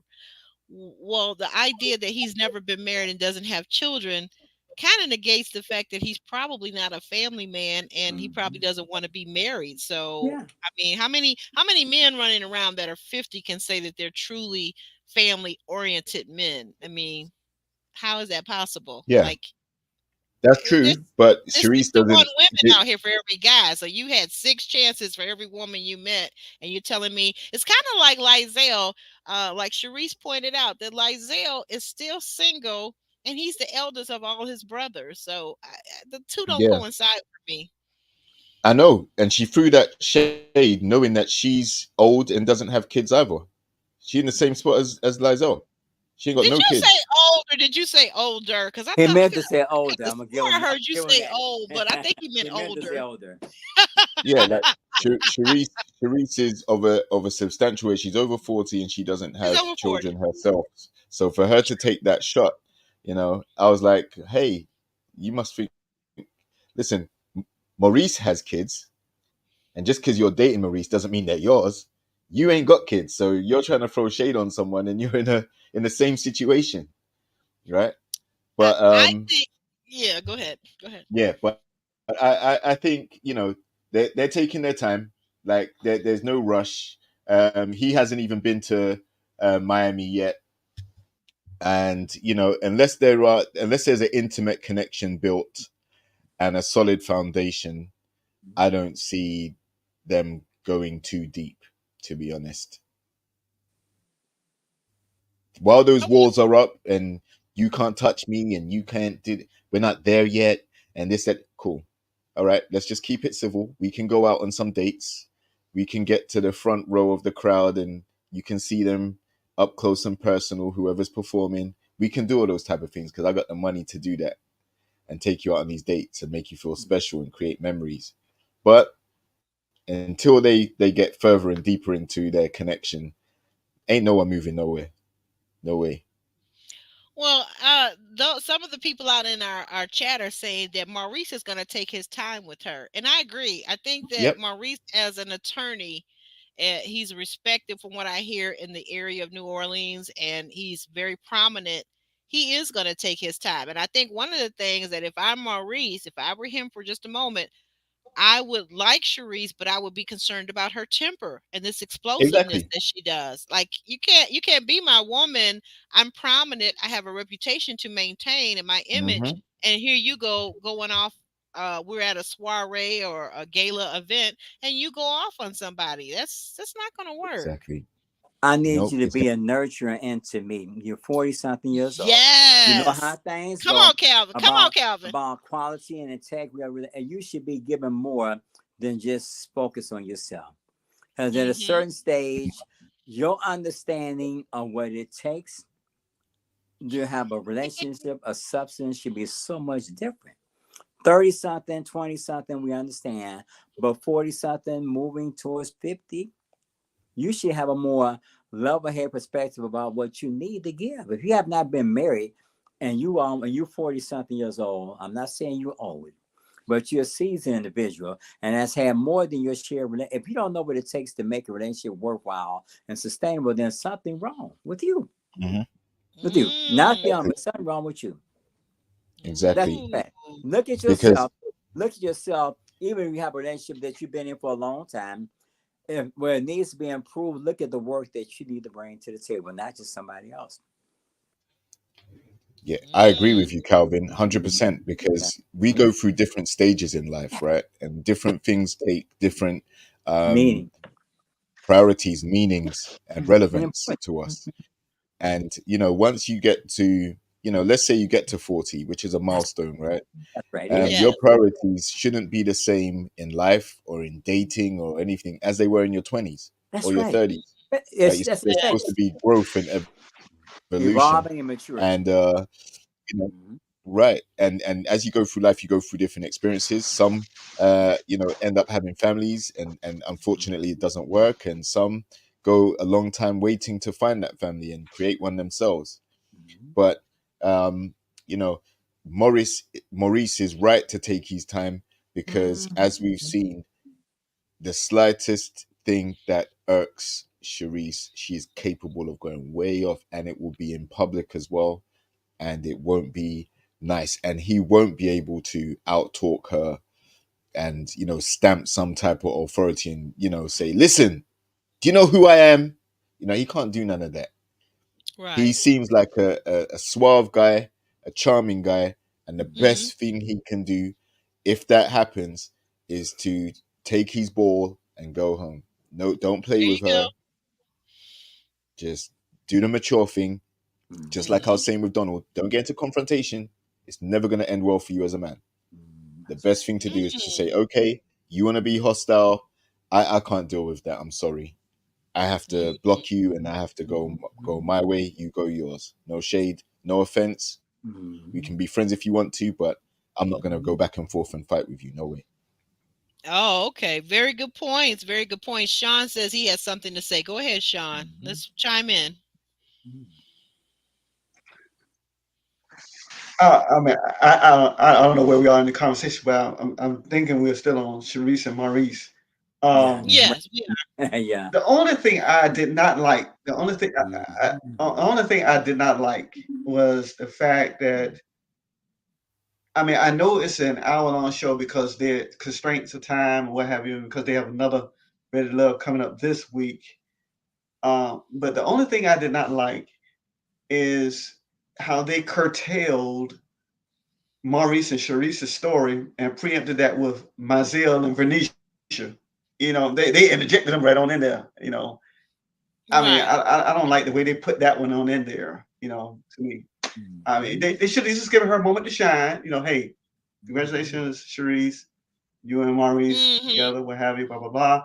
And then, but they're gonna introduce Maziel. I mean, that to me that was a slap in the face. I mean, I don't the way that was edited or done. I don't like that. I see your point. That's I see I see your point. It didn't for you. It sounds like it didn't feel like they gave the Maurice and Shari story enough shine. I think they did try to though, because I can recall one of the hosts saying, very good things about them as a couple. They look good, and I think that's where we get into the part where we find out that they attended the Essence Festival together, and Sharice even saying that she may not even go back to Miami. So we did get the shine. I think as an audience, myself personally as a viewer, I did get the point. And then actually, so how they tied it in was they used Mizell. They used him, and they said that because it didn't work out, and okay. because of this conversation and him trying to get Vernicia's number, that was actually the action that took Sharice back to call Maurice back up, and for them to bring him back into the house, and for them to go back on a date and see if they could make it work. And at that point, we now see that Maurice is more talkative. He's got a whole different thing. He's letting her know, hey, I'm here. I'm coming with the full court pressure, girl. I like you. I want you. And I'm even bringing my daughter to meet you. So that's where we get all of that from. So to your point, I think that's what they did, if I'm not mistaken. One more thing. So getting back to Lizelle, because we're on his card now. I mean, Mizell. Mizell is asked about him getting Vern's number. And he begins to downplay that he was getting her number. Vern tells us that she didn't care if they went out, meaning her and Mizell, if they went out or not. How do you feel about that, Sean, since we still have you? How do you feel about that? Do you agree? Cap. I was going to say the same thing. I was going to say the same thing. You can say a one-word answer, but could you fill us in with it a little more? Vernicia knows she was interested in that man. She was just said that he did not want her choose her, he's the type of man that she wanted. And if not, why did she keep engaging with the man and text the man the whole night? Why did she give him her number? Come on. Yeah, Cap. Yep. Or call Cap Okay, if they say. okay, you call Cap. All right, very good. Calvin, what was it as the young folks say? Was it Cap? Was it really Cap? What was Vernisha, was her slip showing? Do you think her slip was showing? Of course, but you know what? Yeah. He's interesting because he's an old player, right? And He's an old player. Older. And at a certain stage in your life, that part of you is not there anymore. You want to be an old player, and you may end up being a sugar daddy, so to speak, you know. So I think you really defeat your purpose, and you should really just kind of check yourself before you wreck yourself, and be more in tune with the fact that you need a commitment now when you still can get one, and not be trying to be something that you're not, because you be the very person you despise as you get older. But you fizzle out, but you become more abundant in other things, you know. So take advantage of that, you know. You're not what you was, and that's okay. That's okay. You had your day in the sun. Yeah, that's what I say. You had your day in the sun. That's okay. You have fond memories, so focus on other things. Be trying to be something that you're not. I had a doctor once tell me that a certain part of my anatomy that he wanted to remove to help me get this bikini body back. Yeah. And at that stage in my life, I told him, sir, if I want a bikini body, if I want to see one, I'll just look at my daughter. She's a replica of me at her age. I'm good. I'm good. I bore 2 children. That's right. I don't have to be the same size I was when I was 20 or 30. And no, sir, you are not going to remove this body part of mine. No, sir. No, sir. No way. For no vanity. how. For vanity. For vanity. For vanity. And for him, so that he can help send his kids That's through all medical it is. school. That's all it is. Yeah. Yeah. Do you remember Dr. Vincent? Oh my gosh, his last name now escapes me, but he was one of the first Black gynecologists in the Detroit, Michigan area. And he said, I think he was on Oprah Winfrey's show back when it was on ABC, right? Yeah. He said that the number of hysterectomies. Thank you. Hysterectomies that he gave was what sent his kids through medical school. Yeah. And I was watching that, and I said, you know what? When I got online back years ago, like probably even a decade ago, when you go and you find these rooms where you can talk to people from all over the globe, and you talk to women from Europe, and you find out that their healthcare in terms of relationship to women is so much different than ours. There's no way, sir, you're taking that out. I don't have cancer. Why are you taking that out? Are you taking a man's his manly parts out? Like for what purpose? Like, come on now. We know that certain things happen with men genitalia as they age. You ain't offering to take that off of him. No, sir. I'm sorry. I'm on a whole rant. No. One day I'm going to do a whole topic about this whole hysterectomy scare thing. But that's just how I feel like when talking. I don't know how we got into that, but I'm sorry. We're talking about being who you are and being okay with that. Yeah. And when as you age, you gain and lose. That's just life. That's how we got into it. That's how I'm sorry. That's how I got into it, because people want women to think that when they age and things change on their body, they want us to feel a certain way. And I'm saying, no, I don't have to feel a certain way. Women, Cherise, myself, anybody, as we're aging, because guess what? That's a part of still being here. There's a lot of people that wish they could make it to the age that we are now. That's right. That's right. That's all. A lot of people aren't going to hit 40. They ain't going to make it to 40. I had a younger gentleman that was interested in me. And he used to tease me because I was maybe 5 or 6 years older than him. And one day he went to work and he had a heart attack and he transitioned. That's right. He never even made it to 50. But that's what I'm saying. Age gracefully, because it's really something, especially for us. Be grateful for your age. Be grateful for everything that you still retain as you age. Don't look at yourself as being an artifact. You got something to be revered, because you're still here despite everything that you went through. Don't be Yes, trying to yes. be so, like, yeah, I'm just saying, not being the guys think that they gonna stay on top of their game forever, but you don't. I'm just saying. I'm just saying. You have to Yeah. be who you are and be okay with that, because when you was young, look at that guy. He's a sugar daddy. Well, you want to be a sugar daddy? Get you somebody that you want to be committed to, and you grow together. Don't try to be something that you don't. You change. That's Pull your starters okay. off the court. That's right. You change, and be okay with that. But be in a loving relationship, and as you grow together. Right, right. And I'm sorry for derailing. I was going to get over to JR. Back to Sharice. Sharice and I'm sorry, no, Mizell and Vernisha. I'm sorry, Mhm. Mizell and Vernisha. What did you think? Did you feel that Vernisha was not at all interested in going out with Mizell? Cappuccino, cappuccino. Listen, I think, I think, listen, she exhibited quite a few signs to show that she was interested, right? First Mm-hmm. of all, she knew that he was there for Sharice, first of all. So technically, she didn't have no business talking to him because he was already talking to someone else. But she had it in her mind that he's Mhm. fair game. Mhm. So he's allowed to talk to whoever he wants. And if he wants her, she was willing to still Mhm. give out her number because he didn't magic it out of thin air. She gave it to him Mhm. to continue to speak to him after their initial interaction. Mhm. Now, I know you saw Crystal Exo's video where she showed the receipts of the text message between Mizell and Venetia. Did you see that? Did anybody see that? She showed Yes, the receipt. So the yes. conversation was not how Venetia said.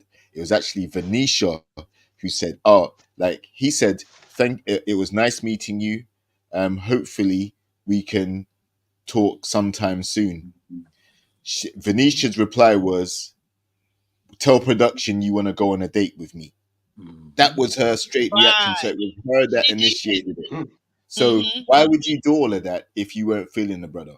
You Yeah. did like him. You just butt hurt because not only did he kind of get seen as being a player, because that's the narrative, but also when you sat down on a date with him, he apologized and said he still wanted to get to know Sharice, not you. Mhm. Mhm. That's why she got pissed. Yeah. Cause she was full on flaming. Remember the scene when they set up the comeback date, or the what did they call that? The when they brought people back from the past. And remember Mhm. they set Vernisha up with Mizell. Do you remember the Somebody from look your on ex. Yeah. Vernisha's face when she asked Mizell the simple question, "Are you still interested in Sharice?" And what did he He said say? yes. He said And yes. what was the look on her face? It was like, She what? was, Yeah. Mhm. yep.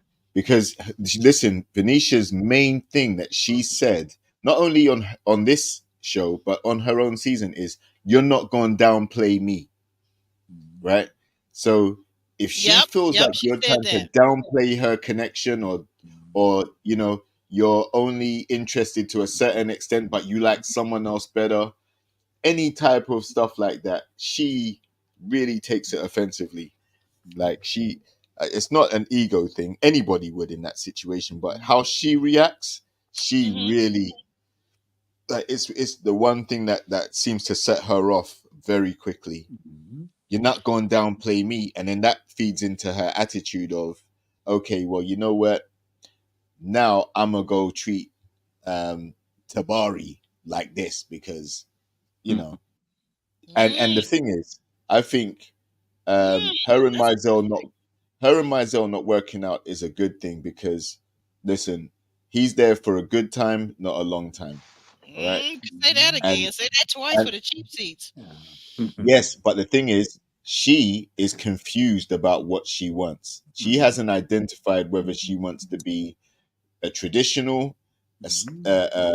a modern, um, Yes. whether she wants to be out late at night, or whether she talked about Right. being a homemaker for her two daughters. She's always home. She also said this is how she is at home. She's not usually like X, Y, and Z. So she's so all over the place with what she wants. That's why I think it wouldn't have been a good idea because Mizell is just he's straight up gonna take his time, date her, maybe even more, but that doesn't necessarily mean it's gonna work in a relationship. Yeah. Okay. Um, Thank you for that. Thank you for that. I think everybody kind of sees Vernisha a little bit differently than Vernisha maybe perhaps sees herself. A lot different. Yeah, and Jr. You bring up a very valid point, because I'm concerned about this too, and I don't understand it. Vernisha, is she gonna be? Does she want to, with her man, be a traditional wife and woman, or does she want to be this modern woman? Does she want to be some combination of the two? It's not very clear because for a long time she did very well with Jabari. You know, Exactly. uh, And then, like and he so said, the thing that fell apart wasn't the connection. It wasn't the attraction thing. It was the fact that he was very steadfast in and set in his ways about how he likes his woman to be, and that was not what she wanted to be. That's not her. right. You said it, and then I love what Derica said too. That Mizell played in Vernisha's face. She didn't like that. She was way too bothered for somebody who supposedly was so unbothered. I like your little play on words, Derica. That's true. She was way too bothered. Um, let's get back over here to the so the next scene we have set up. They set up the stage. You've got Jabari to the far left. Tabari is sitting next to Vernisha, but not noticeably close to Vernisha. So there's a little body language implied in that because they're not, hugged up on each other, right? Vernisha says, when asked if she has any regrets about how things worked out, she says that she has no regrets. She explains that her lifestyle and Jabari's lifestyle just didn't align. She feels that his lifestyle as a government worker is too traditional. She's a modern woman. And also, he was unsure of if she would not be the CEO in the home because he believes that men are the heads of the household. Let's take Sean. What are your thoughts on Vernisha and Jabari?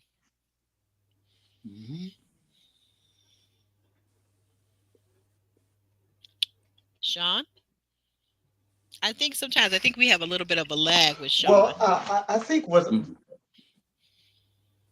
I think the thing with I don't like the way the hostess handled Jabari.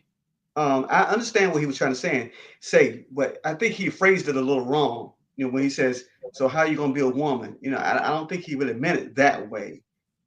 Um, he knows Okay. what he wants per se, so I don't ride him that hard. I mean, and I think the hostess as well as Venetia and a lot of people that sided with the hostess and what have you tried to believe that he was trying to take Vern's independence away from her being an independent woman and not let her do her thing, work her magic.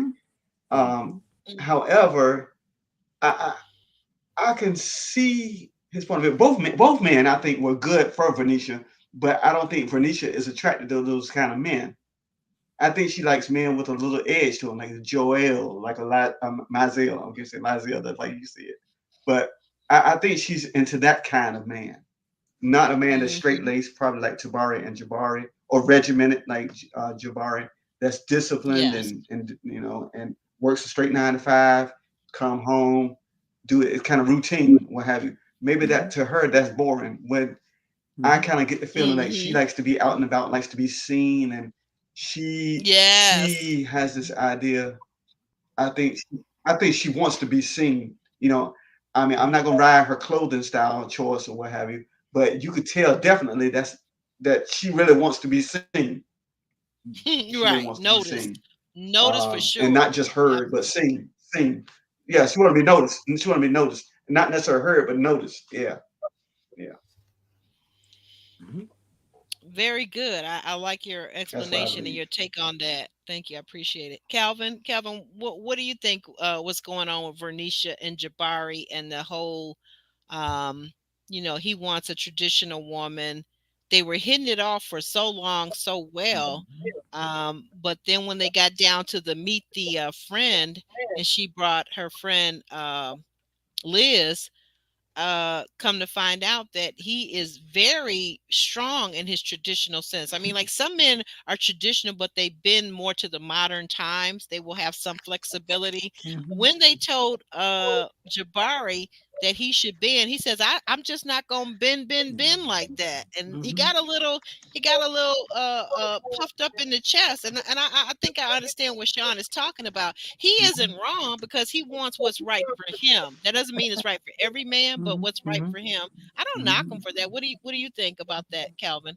Well, I think what makes this so profound and on the money is that you should get to know a person up close and personal before you start to talking about a long-term or relationship with them. Don't just jump right into it, getting all hot and bothered. Get to know a person, because after all, you have to deal with each other and you're according to your own respective needs.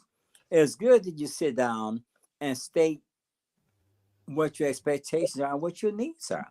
And if I'm telling you, then you have to hear it. You know, if you want a traditional woman, then okay, I got you. I'm not that traditional woman. So don't try to make me to be over something that I'm not. If I'm not a traditional woman, then get you a traditional woman. Don't try to make me over into your image and likeness. And it works both ways. Getting to know a person is critical because they are who they are. You have to take it or leave it.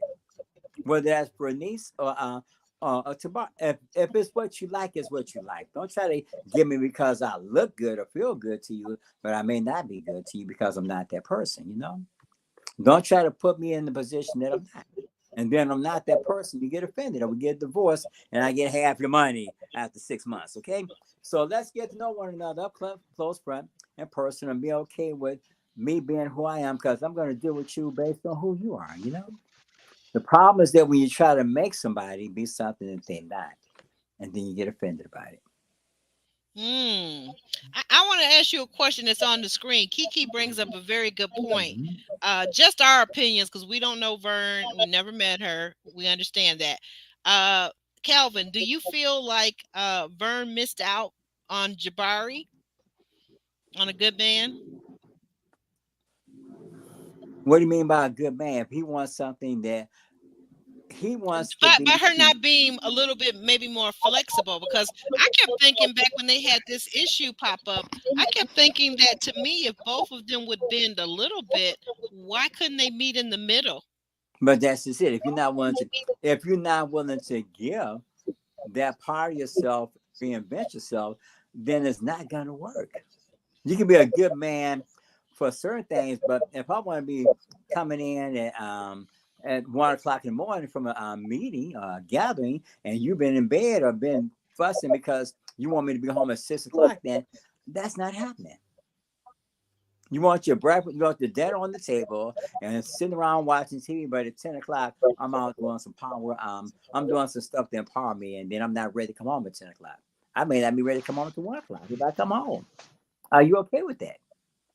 Let's be fair. I'm not good for you if I'm not what you need. You know, that's true. That's just I see what you're saying. I'm not good for you if I'm not what you. I may be certain things for you, but I may not be that person to give you what you want me to have. That's just a fact. When you want somebody to be something that they're not, and then you're disappointed because they are who they are. But you've been socialized to be who they are, and you've been socialized to be who you are. It's okay. This is not the time for us to have a commitment. Maybe down the road we can, but right now I'm not that person, and neither are you. Good point. Good point. Let's take that over to JR. Same question, JR. What do you feel about Vernisha and Jabari? I think they had a promising connection. I think there was an attraction there. I think she kept him around for like 4 or 5 episodes because they really hit it off.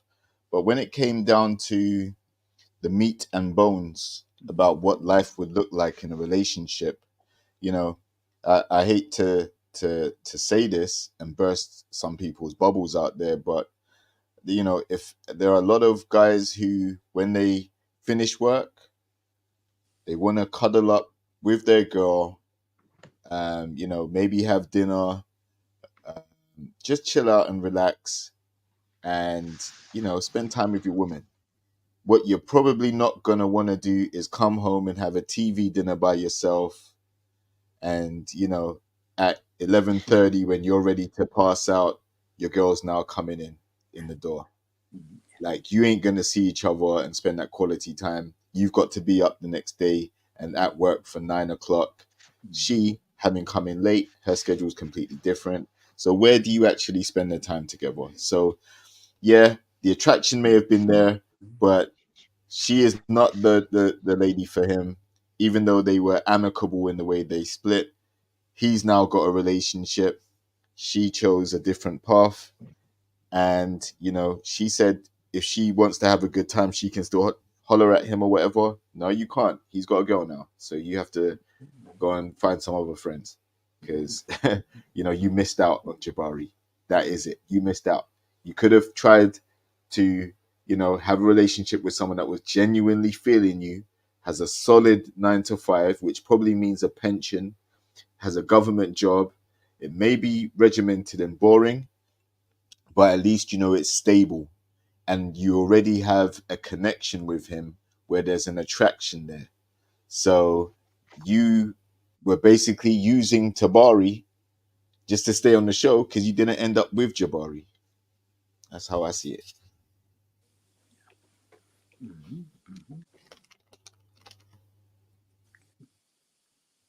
True.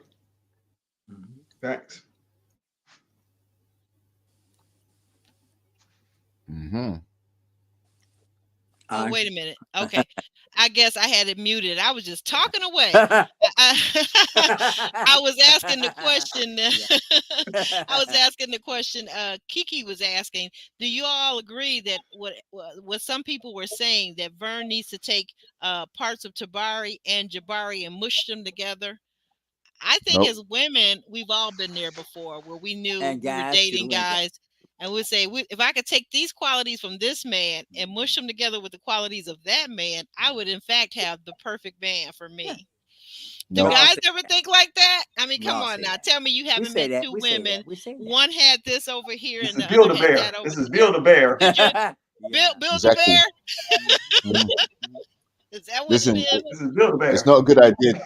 Like in theory, you might, you know, you say it in jest. You might say it in jest, but you're not being serious because at the end of the day, she might have that man, that amalgamation of Tabari and Jabari, and guess what? She still ain't gonna see him because she coming home at 11, 12 at night. So she ain't even gonna be able to spend time with that man, even if she did have him. But you brought up a She- great point. I'm sorry. Yeah, she isn't prepared to bend on that. She isn't prepared to compromise. So, you know, how are you on Jabari about bend when she clearly eliminated him because that's something that she couldn't compromise on. Mm-hmm. That's what I was thinking, but like you said, but as Calvin said, if a person is not ready to bend, then this isn't the person for you at this point in juncture at your life. But I'm not sure when you hit your 40s. I'm not sure.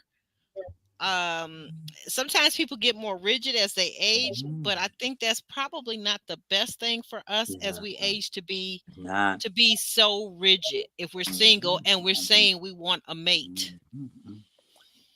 Without realizing what it really, you should come to a greater awareness of not just that person, but what it is about you that makes you single, or makes you a person that will not look at yourself. Because at a certain stage, you have to be honest with yourself. Why am I in position that I take? Be transparent with yourself. Take accountability. Be responsible for it. Look at yourself. Even if you're married, what is it about you that's what is it about you that you need to grow into? Be honest with yourself. Take ownership of yourself, because you're always looking at somebody else when you need to look at yourself as well. That is so true, guys. If you could see our back chat, what we're talking about privately, Yeah. and I've been sworn to secrecy. I made my mistake once before. I will never make it again. But these guys are chatting back in the back office. It's so hilarious. I know. But that's okay. That's okay. Yeah, We're yeah, learning. We're learning things we need to learn. We all are. that's We're in a it. learning mode, and we're in a learning That's it. mode about the importance of relation and the importance of you and the role that you consistently play. Hmm. Okay, and What Mhm. one of the ladies. Oh, go ahead, Sean, and I was going to continue on the thread. Go ahead. I I think the thing is that that was the checkmate move was that even though they thought maybe that Jabari's ideas were antiquated or out of step with 21st century lifestyle, the Mm-hmm. checkmate moves when they found out Jabari has somebody in his life. And All I right. and All I right. think that's why Venetia Mm. said, "Well, we could actually go and hang out with him." And Venetia thought she could spin the block back, Mhm. because she Nope. literally was regretting it. I think, but when she found out he has a girl, Yeah, I mean, I and she don't was see how she surprised to can find see out he that has a one woman, coming because I was looking and, at him. and I was like, okay. Go ahead. I'm sorry. Go ahead. Go hey, ahead, Sean. hey, so I don't know what this woman is. I don't know what type of woman she is, but I bet you she's at home early though. She's They not on asked him. They 11:30. did Okay. ask him, was she a I bet you traditional she's at woman, and home he early. he he agreed that she was. Exactly. And that's what you're It's looking not. for.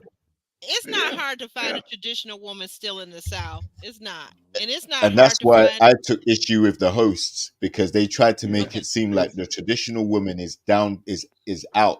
Like that's Trying to a make it look, yeah, that you're not gonna find that no more. Because one of yeah, them even said, I didn't even think traditional women yeah. existed anymore. That's what she said. Of course there are. Not every woman's the same. There are different ages and different Exactly. stages in life. So to make a Ages and blanket statement stages. like that, she was triggered because she is not a traditional woman herself and probably doesn't know many. So she feels like it's an outdated concept. It's a caveman, Neanderthal thing for men to Hmm. expect a woman to be traditional. But this is why I said earlier, listen, if you want a traditional man, most men want traditional women to complement them. Mhm. You know, you don't really see many traditional men saying, I want a modern woman because it doesn't align with, the lifestyle you're going to have. You're not going to see each other. You're going to disagree on too many things, and you're going to be indecisive about who has the final say over what, and who does what, and who out earns more, and who deserves more respect, and who deserves the largest piece of chicken, and it's always going to Everybody be a back knows the and head forth. of the household. The man gets the largest piece of chicken. Everybody knows Right, that. but not everybody acknowledges the man as being the head of the household, which is why the hosts were Oh, triggered. The moment he you're said right. that, the man is the household. I don't. Why should I bend to my woman's will? You compromise where you can, but you don't bend to your woman's will because then you're not the leader. She is. Mhm. You know? We got a question in the chat, and I know we got to get through these cards. I had said 2 hours, but I guess we'll be here for a minute. And I understand if some of you have to leave, Calvin. Yes, But yes. but this is the question, Calvin. You can start us off on this so that we get your Mhm. your comments on this before you leave. This is specifically for the men on the panel. What advice would you give to someone like Vern moving forward, trying to find a serious mate? What advice would you give, Calvin?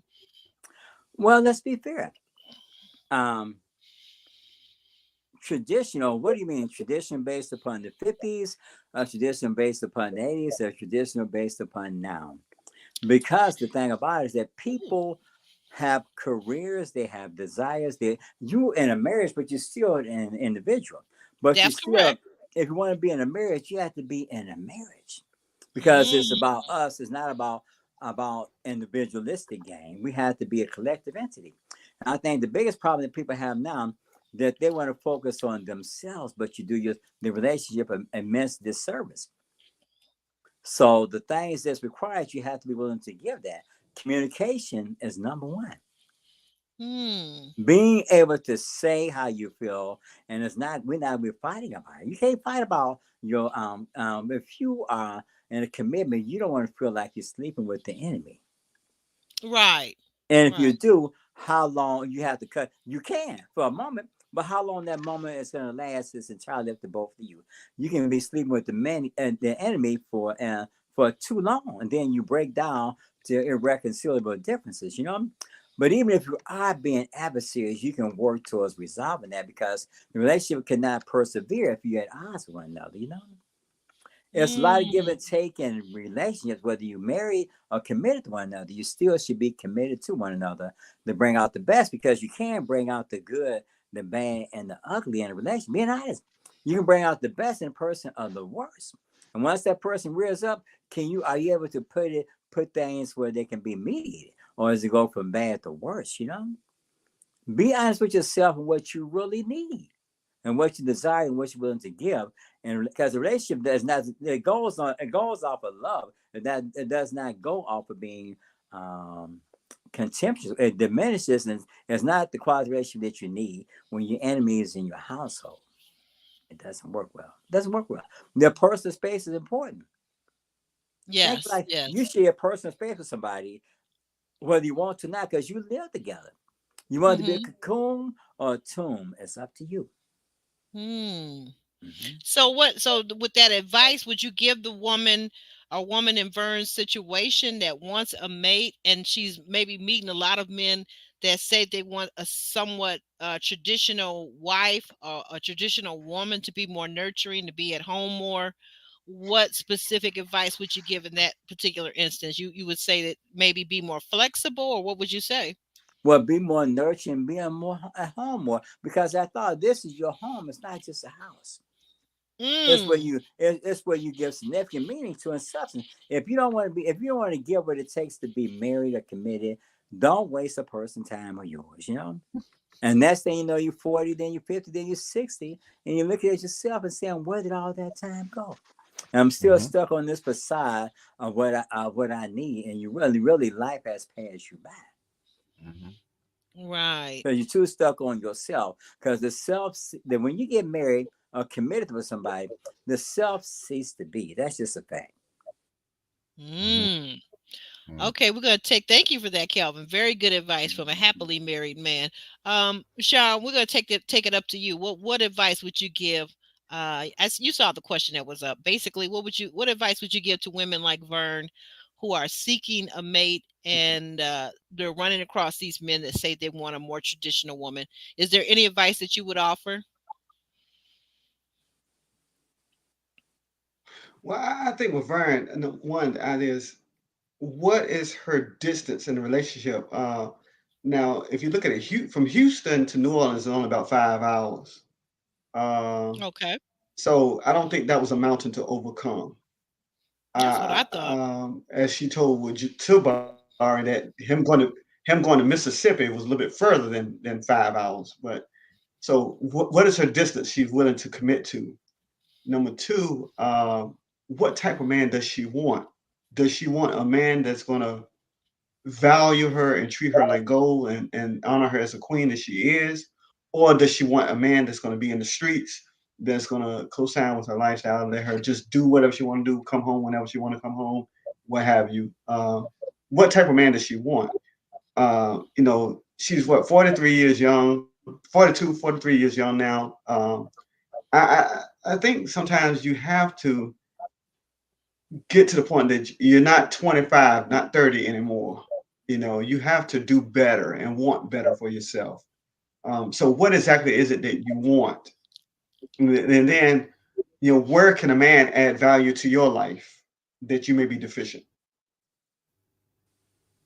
Understanding that. Mm. Amen. Amen. Thank you for that.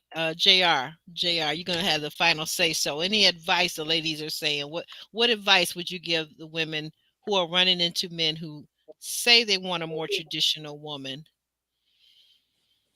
I think if I was giving advice to Vern, I would say stay true to.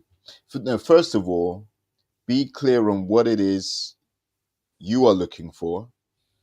Then, also, as important is to be true to who you are at heart. Don't just try to follow the crowd or use buzzwords or follow social media and this is how women should be these days and this that they don't know. Be who you are, because at times you said that you were the mother to your children, spending a lot of time at home, being a homemaker, all that stuff.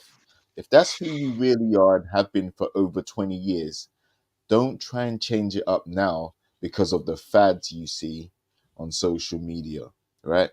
Mm. Be real, be authentic, and that will help guide your decision as to who you're looking for in a mate. Because most people are looking for a helpmate in a relationship and not a Yes. come up, or not expecting someone to come up off you. But in life, you want to navigate life together in a romantic, healthy, loving, caring way with somebody. And you want those feelings to be authentic. So that comes with spending quality time with them too, getting to know them and appreciating their flaws and the good parts of their character. And, kind of saying, what, I want to ride it out with you for the rest of our time together.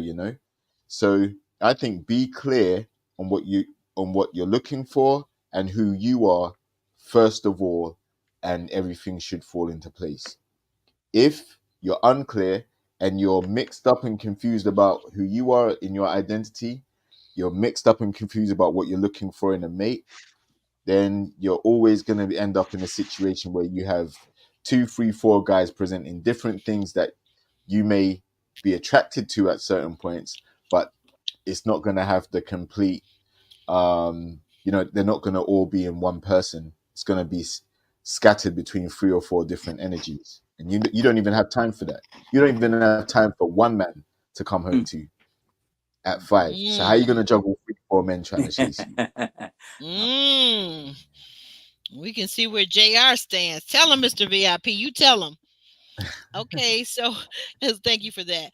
As we move forward, Vern has decided that she had to let Tabari go because she didn't feel that he was calling or texting her enough.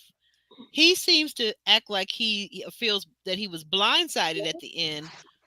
Do you think he was blindsided? We'll go with Sean. Do you think he was blindsided, or did she give enough clues to say that this was probably going to be the outcome?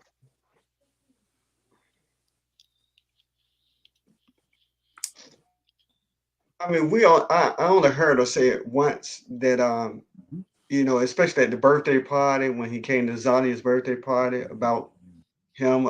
She was trying to figure out, she wanted to text him, but she wanted to see what he was going to do the whole day, and she had not heard from him.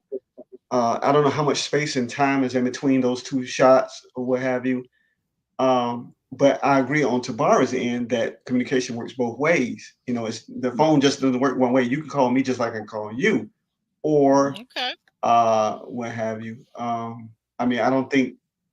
I mean, he could have been blindsided because I guess in his mind, I can't speak for him, but I guess he felt like they were having such a great time together. They were going, on the trolley ride, double decker bus throughout the city. They were doing things. She met his mother, and she put on a good front in front of his mother. But then to do this, hey, I mean, I think that was kind of sacred for him to share that space with her, to meet his mother.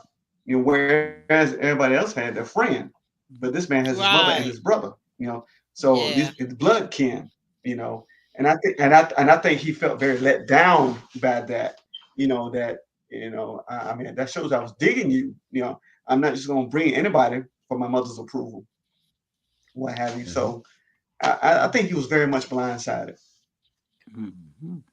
Yeah, when you put it that way, the fact that he did bring his mother on the show, that does add to Mhm. that side of the yes, that he was blindsided. I thought I heard her say it a couple of times though at the as they got to the part where they say they're going to keep the keeper, and I thought I heard Venetia tell him on more than one occasion. Now, JR, you can probably help me out with this. Didn't she tell him, confide in him that yes, I'm going to keep you, but I do want to hear from you more. I need more. Am I mistaken, JR? I think she may have said that. But this is the problem. You're spending 10 hours together every day filming. And I'm sure you've got lives outside of the show. You got jobs, you got obligation, you got real life to deal with. So, and she's already said that she's out till late, you know. So sometimes people can't stay up all night talking and texting like Mizell could, you know. I think that even if Tabari had called her every day and done all that stuff, I think she would have enjoyed the chase. But I don't think she was feeling that guy, man. There's no closeness there. There's no nothing.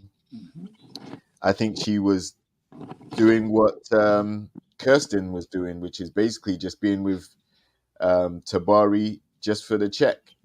You know, someone to keep her company on the show till it's decision time. And when it came to decision time, she quite coldly, savagely just let him know, no, it's not going to work. And, you know, it's time for you to leave now. And I think he was just surprised by the abruptness and the coldness that came from that. And maybe he was reading into it too much, because that's not how she wants to operate. She's a pretty cut and dry type person. You know, listen, I don't want you here anymore. I've made my decision. It's time for you to leave. And I think he was just like, wow, you know, first of all, you came to my apartment. I said to you, nobody really comes to my apartment like that. So that was a honor or a special privilege I gave you because I was feeling you. You met my mom and my brother. That's another privilege. You know, I don't really go around introducing people to my folks like that, but I did with you. Took you on a bus tour around the city to create memories. It's something outside the box that none of the other couples did. And you and she seemed to enjoy it.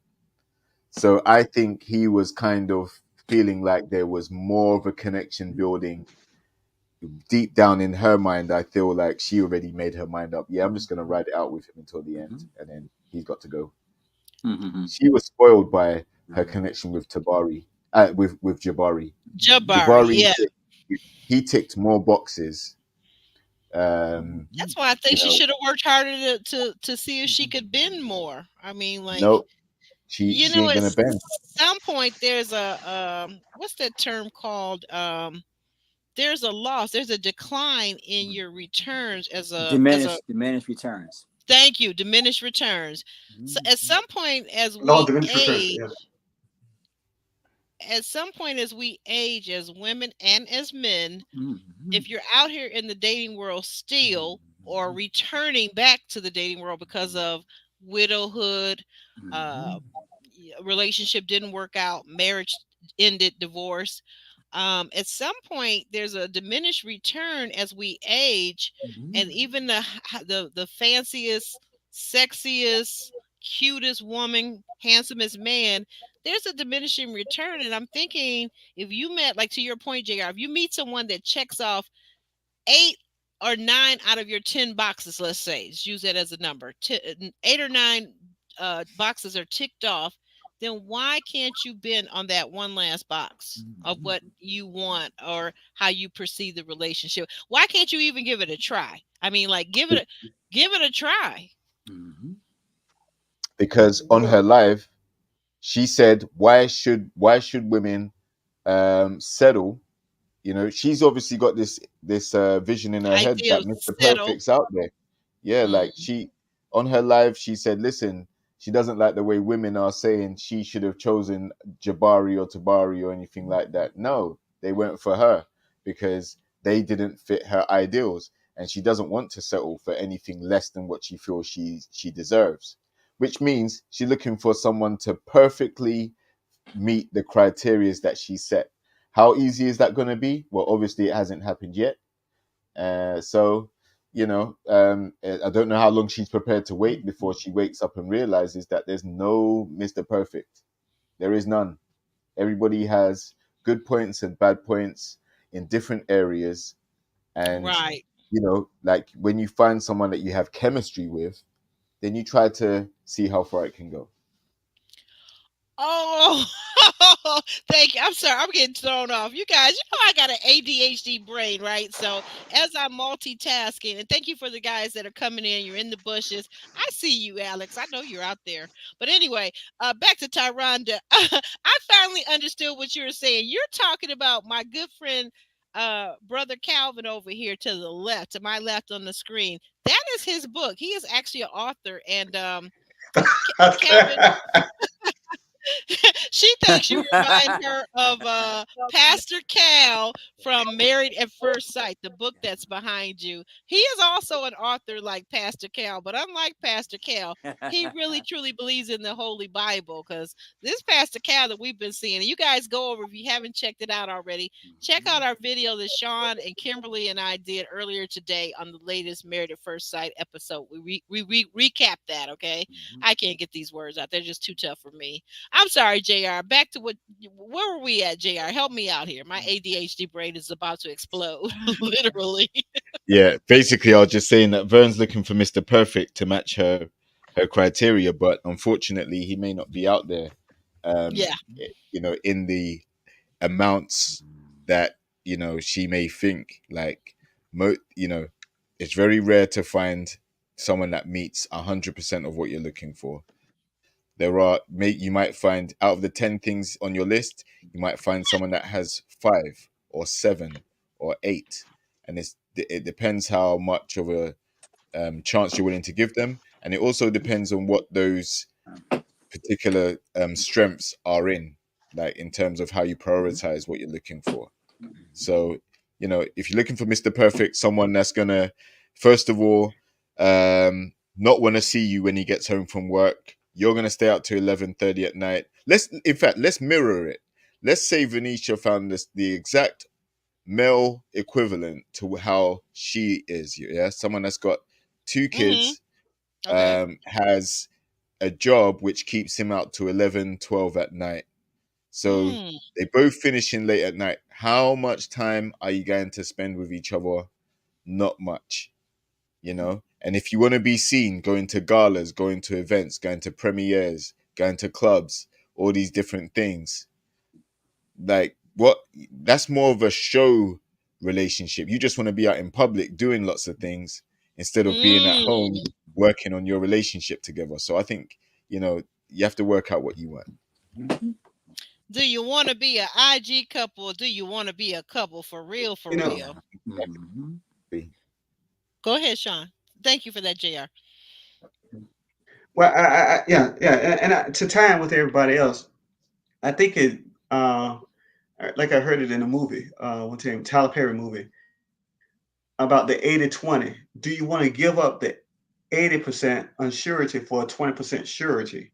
I think that's the way it was. So, how much are we willing to give up? Do I want to give up this sure 20% that I have for an 80% that I don't know about? Or do I just want to risk it all and just, try my best to be all in, what have you? Because some people leave the 80% and go down behind the 20% that they, really don't need, what have you. I think with her, Vernicia, per se, and we with her and Tabari now, I think the idea is that, I don't know. I just don't know. I mean, maybe maybe it might have been too much for him to go back and forth between Mississippi and Houston, or Mississippi and New Orleans, or what have you, or can we meet halfway, or what have you? I don't know. But that might have been a safe answer, with the one she gave him, as opposed to what she really, really thought. I don't know. It's just an interesting dynamic there. I don't know what went wrong with him, other than him not texting her as often or calling her as often as she thought he should. Yeah, that's a whole thing, because he did seem to be surprised by that. And there was a little bit of, do you recall, Sean, there was a little bit of back and forth between Vernicia and Tabari, because she's saying that he would go for days, and he said, I never went for more than I think he said 28 or 48 hours without calling you. I never went without that period of time. And I'm thinking, one of the things I thought was a problem from with this show early on is that these women are in New Orleans and they're not from there. so they can't get to their friends and do the things that they normally do. So they're kind of sitting there at the house twiddling their thumb, which puts a lot of pressure on the men if these women aren't self-contained. And some people, make no Mhm. mistake, are not self-contained. Like, I'm a person, because I grew up as an only child, I can entertain myself. I'm never bored. I don't understand when people say I'm bored. I'm like, Mhm. what? You're bored? What? That must be because you're boring. Yeah. That's why you're Yeah. bored. But what do you think Well, that plays any part in it, Sean?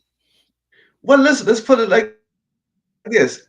I don't know. I mean, okay, how much talking are we gonna do with each other after filming 5, 10 hours a day and what have you? And then I've got to go to work. I've got to do something. I mean, because evidently the women are there on a respite. Their lives basically have stopped, and Yep. it's unless they're working on the laptops or what have you.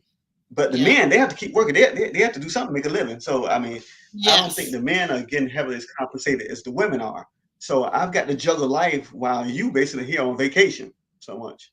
You're working, but Hmm. it's like a work at home, remote work, what have you. And so, of course, in Tabara's defense, I'm not saying I'm Team Tabara enough or anti-Venetia, but the idea I think is that when you look at it, he said he did a radio station, a TV station, and manage a restaurant. So the brother's probably busy, busy, busy, busy, you know. And just because you text me at 5 minutes later, don't expect me to text you back at 5 minutes after you text me, Mhm. what have you. So Right. I don't know what her expectations of him were Mhm. per se. I mean, because I mean, it could have very well been busy during that time of day. People come to New Orleans for vacation during the summer. Well, I mean, of course, it wrapped up before the summertime, but New Orleans is a tourist spot. So hey, I don't know what kind of restaurant he has. I don't know what kind of radio station he runs. I don't know what kind of TV station he runs. But the idea is that he could have very well been busy. So he's not a lazy man. It seems like he's a very productive man. So, Right. He does. He really actually does. Thank you so for I mean, that. Hmm. I don't know. Mhm. So okay. We'll move forward to the next scene. Camille. We got the plus ones and the friends that came to visit. We got Camille up on stage next to Zadia. Do you guys think that Camille understood the assignment? I got two questions for you. Did Camille, as a friend, understand her assignment? And did Zadia listen to the advice given by her friend? Sean, since you're all warmed up, we'll start with you. Then we started the back end. No, she did not understand the assignment. Well, I mean, Zadia did not listen to the advice. Okay. However, I understand friendships, but I'm going to go out on a limb and say this. Go out on a limb and say this. I think Hmm. Zadia's relationships will go no further than Camille's reach. Um, Hmm. I, What I, do I you mean? think there's a bit of being too much invested in Zadia's life. Camille is more invested in Zadia's life, I think, than Zadia is invested in Camille's life. Um, and I mean, I understand the dynamics of their friendship, what have you. They met each other on the set of Ready to Love, but I, you know, I Well, don't I mean, know. but what I was don't the know. advice I that don't know was about given? that. Do you recall the advice that Camille gave her friend? She basically said that he's not ready. So Well, now, she said that being said, he's do too you busy. understand? He's not ready. Yeah, Right. So that being said, did she understand the and assignment? maybe Zadia. Yeah, she understood the assignment, but maybe Zadia just heard what she wanted to hear and thinking she was going to change it. She thought she would probably Okay. change it for her. Hey, Mhm. this man needs me in his life. So that's what I think. Yeah, all of us women would like to think that the men really need us in their lives. I agree with you on that. And sometimes we as women don't listen.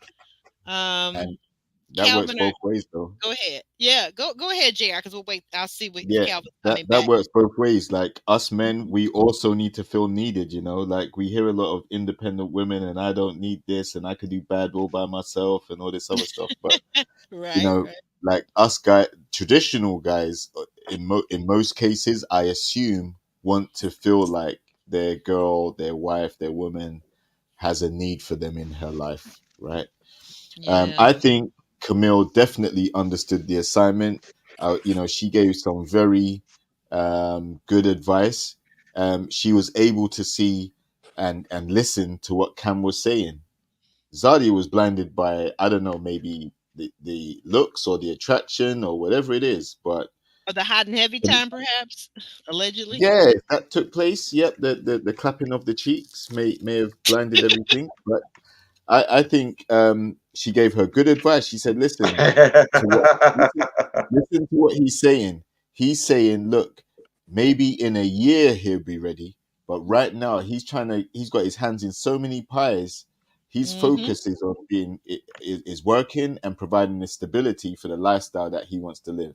He's not ready for a full blown relationship yet. And I do Nope. agree with Sean as well. I think that maybe she thought, okay, well, he says that, but I'm sure I can change that. I'm sure I can distract him a little bit and get that attention onto her. Because one of the things that I've seen personally is sometimes when you're on your grind as a guy, sometimes there are women that will come into your life that admire that grind because they want to take that focus from your grind and want you to put that same effort into them and give them that attention. Yeah. Work on her like you would focus on your grind. And unfortunately, Ooh. doesn't go like that. Doesn't go like that. Two different purposes. The grind is to establish yourself and be able to pay your Yes. bills and ability to provide Mhm. or Right. whatever. And yes, like I expect my girl to appreciate my grind. But at the same time know that if I'm making time for her, I'm doing it because I want to spend time with her and cultivate a relationship with her as well.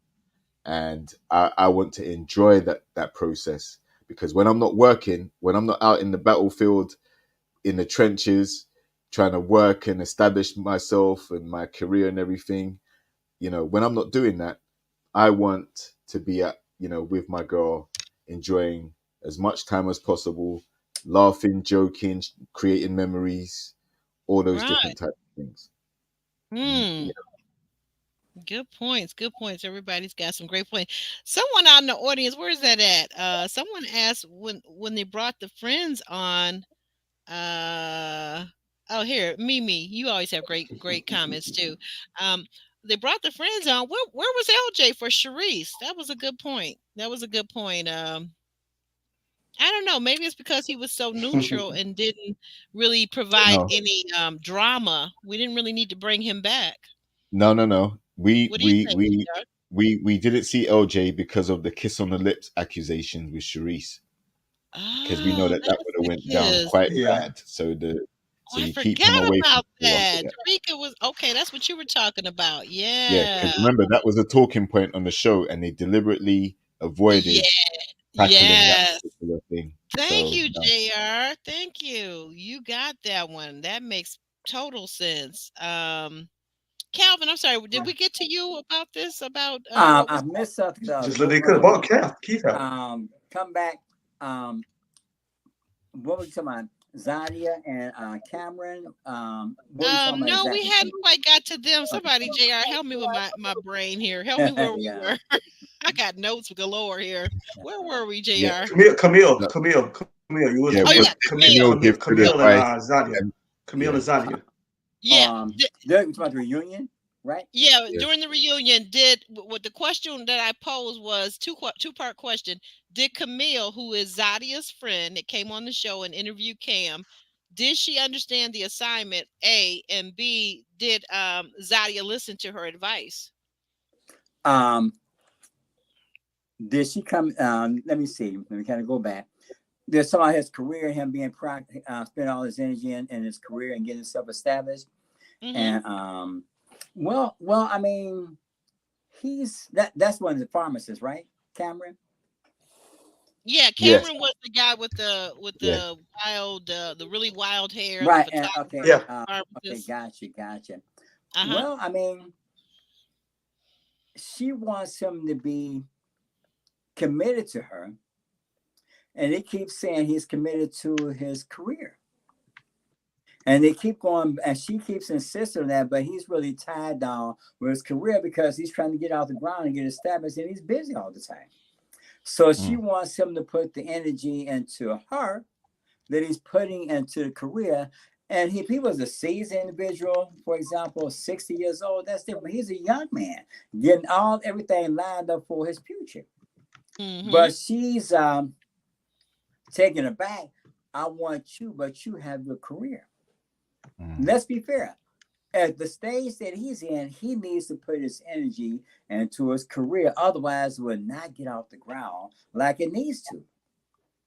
Because he's just established him. He's a young man, just established him. He needs all of his energy to go into his career. But she's so self-absorbed on her needs, it would not work because it never gets off the ground. Because how can I put 10 hours into my career and then 10 hours into you? It's not going to work. It's not be gonna fair work. to him and his vision and be okay but the interesting thing about it is that they're establishing themselves for what their needs are. But you have to hear a person, and that works for both parties. If you're saying that my needs are this, and you're saying, oh, my needs are this, but it doesn't concur or go together, then it's okay. This is not the time for us to be together. As much as I would like to, this is not the time. I need to put my energy into my vision. And she's saying, I have my vision too, but it doesn't overlap like it needs to. But that's okay. We're not that couple at this point in time. Maybe 5 years or maybe longer down the road, we can come together. But this is not a time for us. It's not the time. And he's told her that repeatedly over and over again, but she's not hearing it. I'm sorry, you guys have got me cracking up with these. LJ thought he could sing. Yeah. They gave LJ some hush money. Yeah. You got me hollering over here. I think so. Well, someone said too, Liz was missing. Liz was missing from the reunion too. Yeah. So I don't know. Maybe the budget dried up midway through. Maybe it dried up toward the end. Who knows? I don't know. Kiss and don't tell. You guys are a mess. But so you think that Zadia she should have listened to her friend? In other words, Calvin. It's okay. It's okay. If it doesn't work, it doesn't work for a reason. If she sees something that you don't want to see, then you need to see it as well. Okay. All right. Thank you for that. Thank you so much for that, Calvin. We appreciate your response to that. We have Stormy. Stormy next. We're at the next scene. Stormy is up on the sofa. She's next to Ashley. And it just kind of goes south real quick. Stormy gets upset and says that she didn't think that, we literally see her lips quiver, which I thought, either she's a really great actress or she's really feeling some kind of way about the accusations and the narrative that she was maybe flirting with this woman, with Ashley's potential keeper, if you will. Help me out with this, JR. What did you think about Stormy and this whole situation at the reunion? Well, I think Ashley was called out earlier in the season, in the episodes, because she seemed to be more attentive to what the other women were wearing or what was going on with them. And in this instance with Stormy, it seemed like, I do understand why she was upset. I do. But I also think that she is still quite insecure because you can't control how your friend shows up, what she's wearing. Again, it was about what she was wearing first of all. And then it became obviously taking the shine away from her in her moment. So I agree with the taking the shine away in her moment, because it was Ashley's date with Kirsten, and Stormy is meant to just be there as a prop, so to speak. Yeah, like just give her some advice based on what she's seen from how Kirsten presents himself. That was the assignment. And as we just said, Camille seemed to do it okay. But the difference is Camille had a whole man the whole time. Camille's now engaged. So she's quite into a relationship. Stormy, from what I see, I haven't seen anything that she's in a relationship. So I think she's single.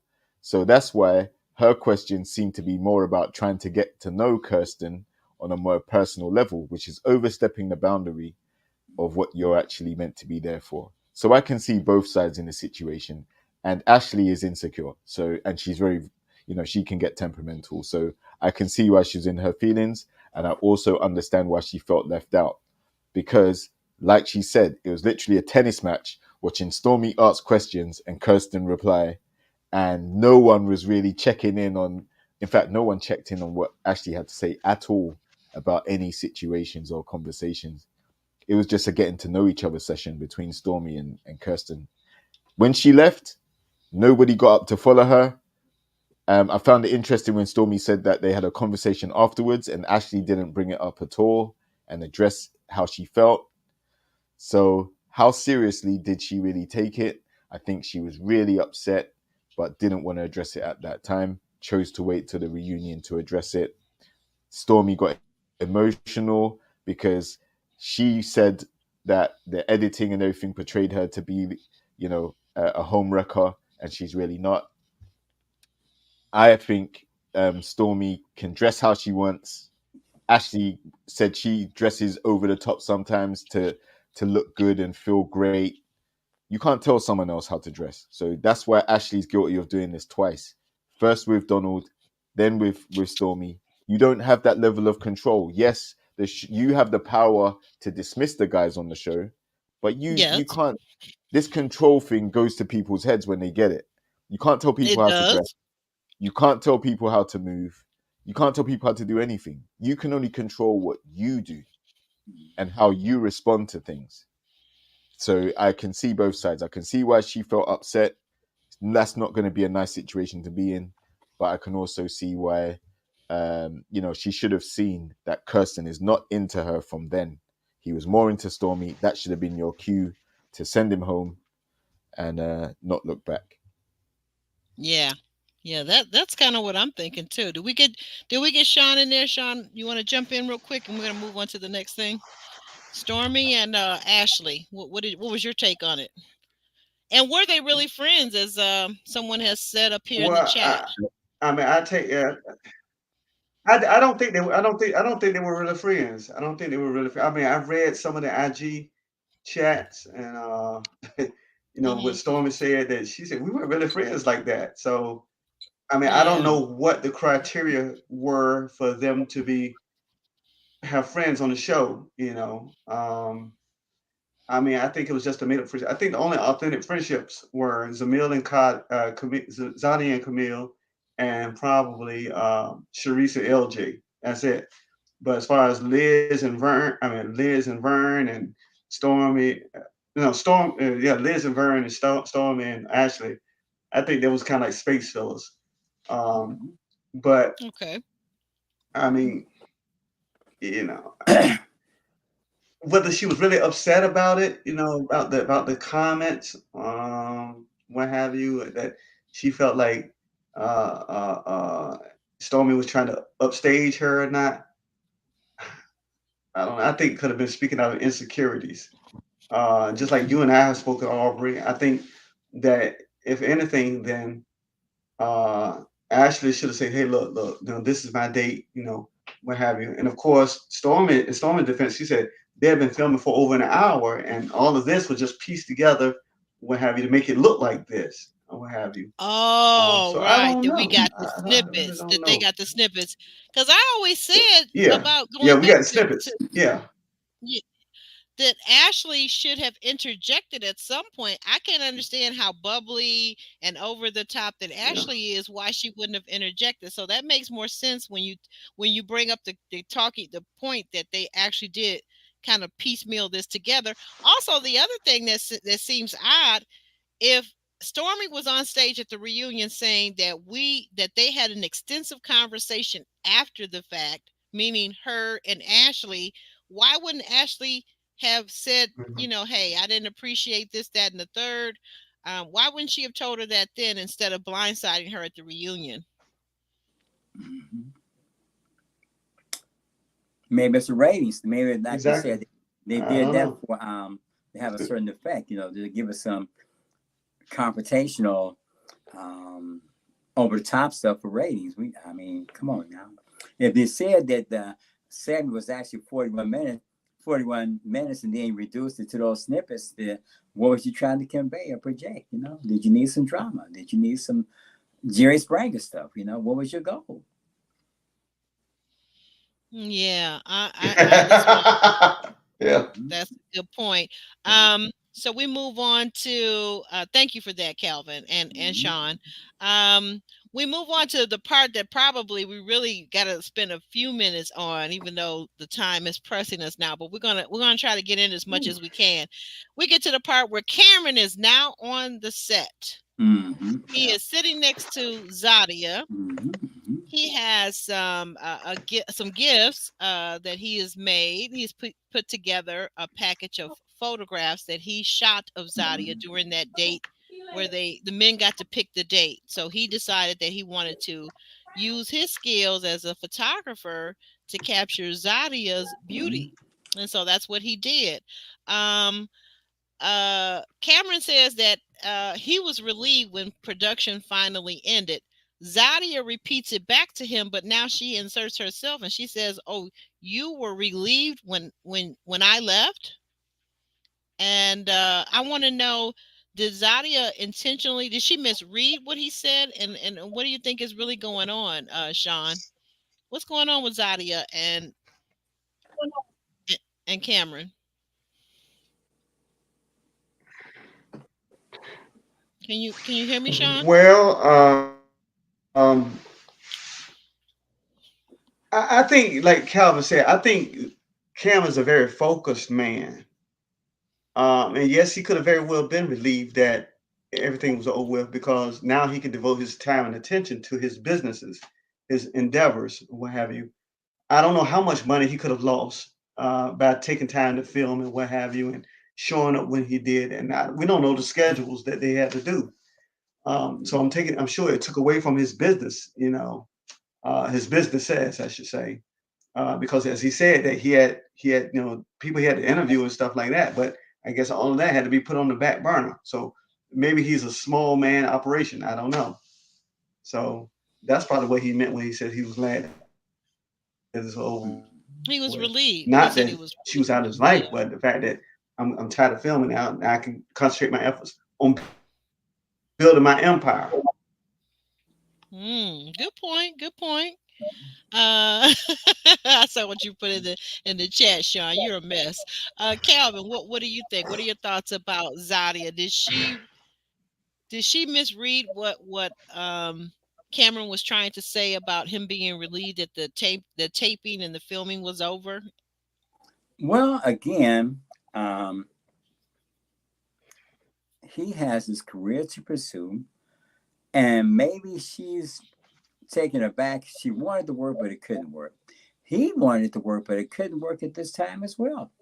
So, I mean, she is frustrated that it didn't materialize. So she said, "Well, I'm tired of you too." But the thing about it, I think he was not really saying he was tired of her, but he was relieved that the trying to commit to something that he just didn't have in him to do that right now was relief for him. It does not mean that he's relieved that their relationship is over, but the level of intensity of it does not have to be so intense.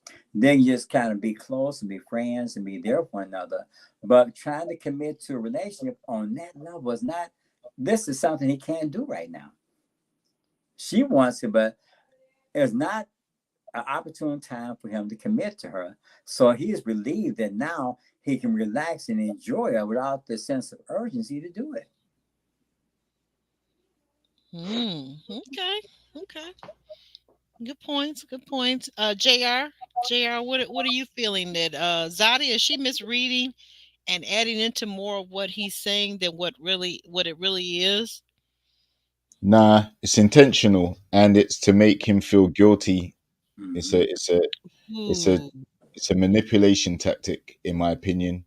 Like he said, he was happy. He felt a relief when the process was over, meaning showing up, spending all day filming, taken away from his work duties, having to juggle his work and also his photography business and whatever else he's got going on, plus making time to see her as well, giving her enough time on top of that. I think he probably felt like it was too much going on. Maybe when he elaborated, he was like, he felt like he could do it, he could make the space and the time, but through going through the process, he realized he's not ready. So something's got to give with Cameron before he can get into a relationship with Zadi or anybody else. He has to wind down his work schedule because he doesn't have a good work-life balance. So part of having that work-life balance is allocating time to spend with your partner if you're looking for a relationship. And I don't think he's ready to do that. And I think Zadia basically intentionally took it there to try and guilt trip him to make him feeling bad for what he said. Mm.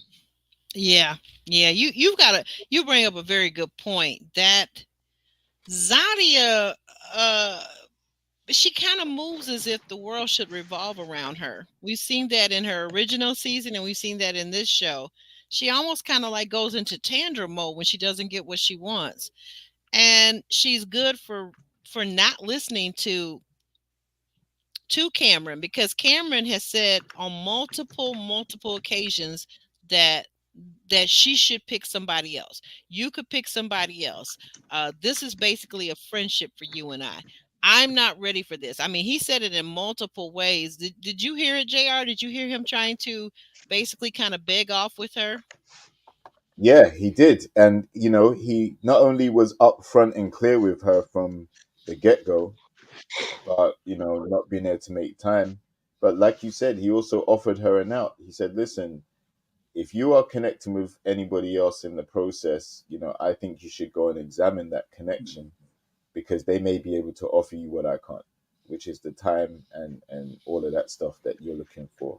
Right now, he's not in a place to do that. He did say that quite a few times, but what, again, I think she was trying to do is say, okay, well, you say that, but you know what?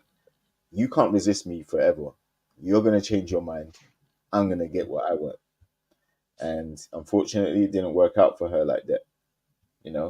Listen, the fact of the matter is if you want a guy who's a hardworking man, dedicated, disciplined, got stuff going for himself, working towards his goals or whatever, then the downside is he may not have the time necessary to take you to the mall and do all the things that you might want to do and stuff. If you want a guy who's actually got less of a work schedule, then you may earn more than he does in a lot of cases. Not saying every case, but you got to put that work in a lot of the time to make that money and have the lifestyle that you want.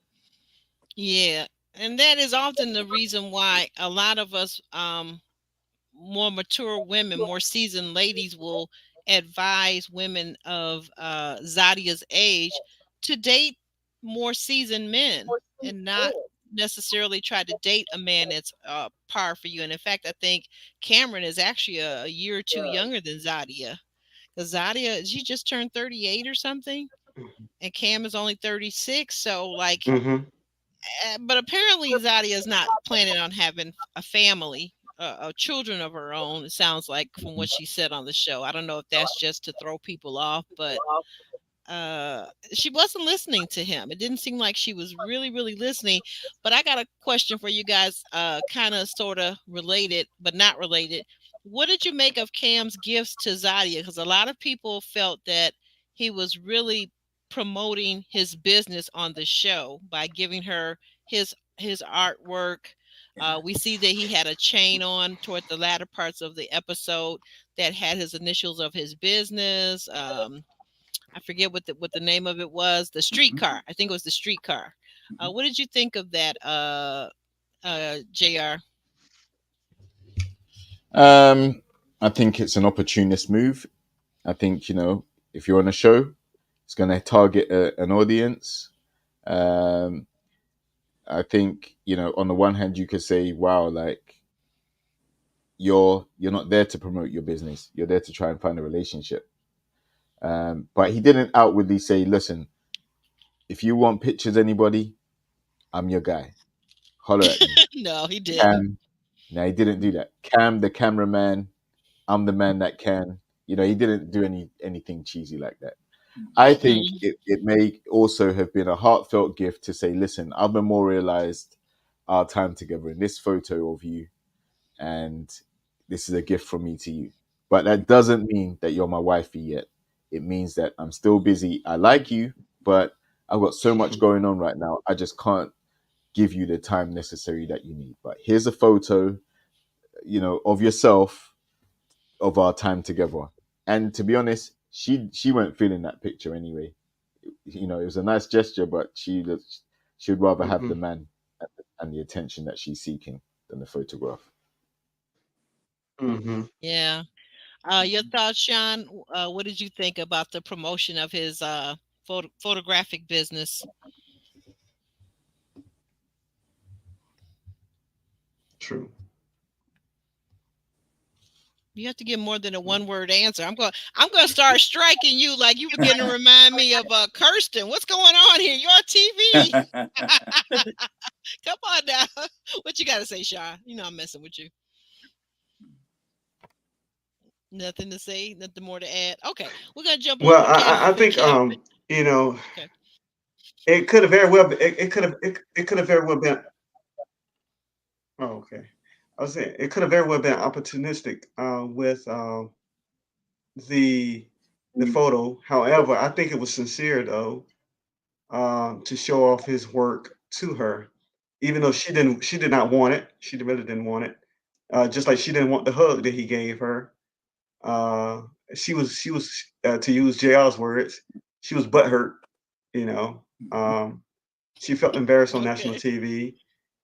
Whether she's like, oh, I really wasn't listening to this man all along. This man really was saying this whole time, and I just didn't, you know. And then to answer that first question, I don't think they have the ability to self-eliminate on the show. Um, and so, I mean, because she kept bringing him around, and I guess he was like, I guess he could not tell her, look, I'm too busy. Pick someone else. You need to just go and just eliminate me and just go with somebody else. I think he was there out of contractual obligation, per se. So I don't know.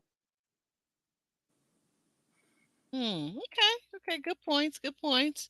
Calvin, brother Calvin, what are we thinking over there? Well, fair is fair. If I keep saying no, you want to hear yes. Mm. Simple as that. I keep saying no, not as the time, but you continue to want to hear yes. Ooh. Mhm. Be honest with yourself.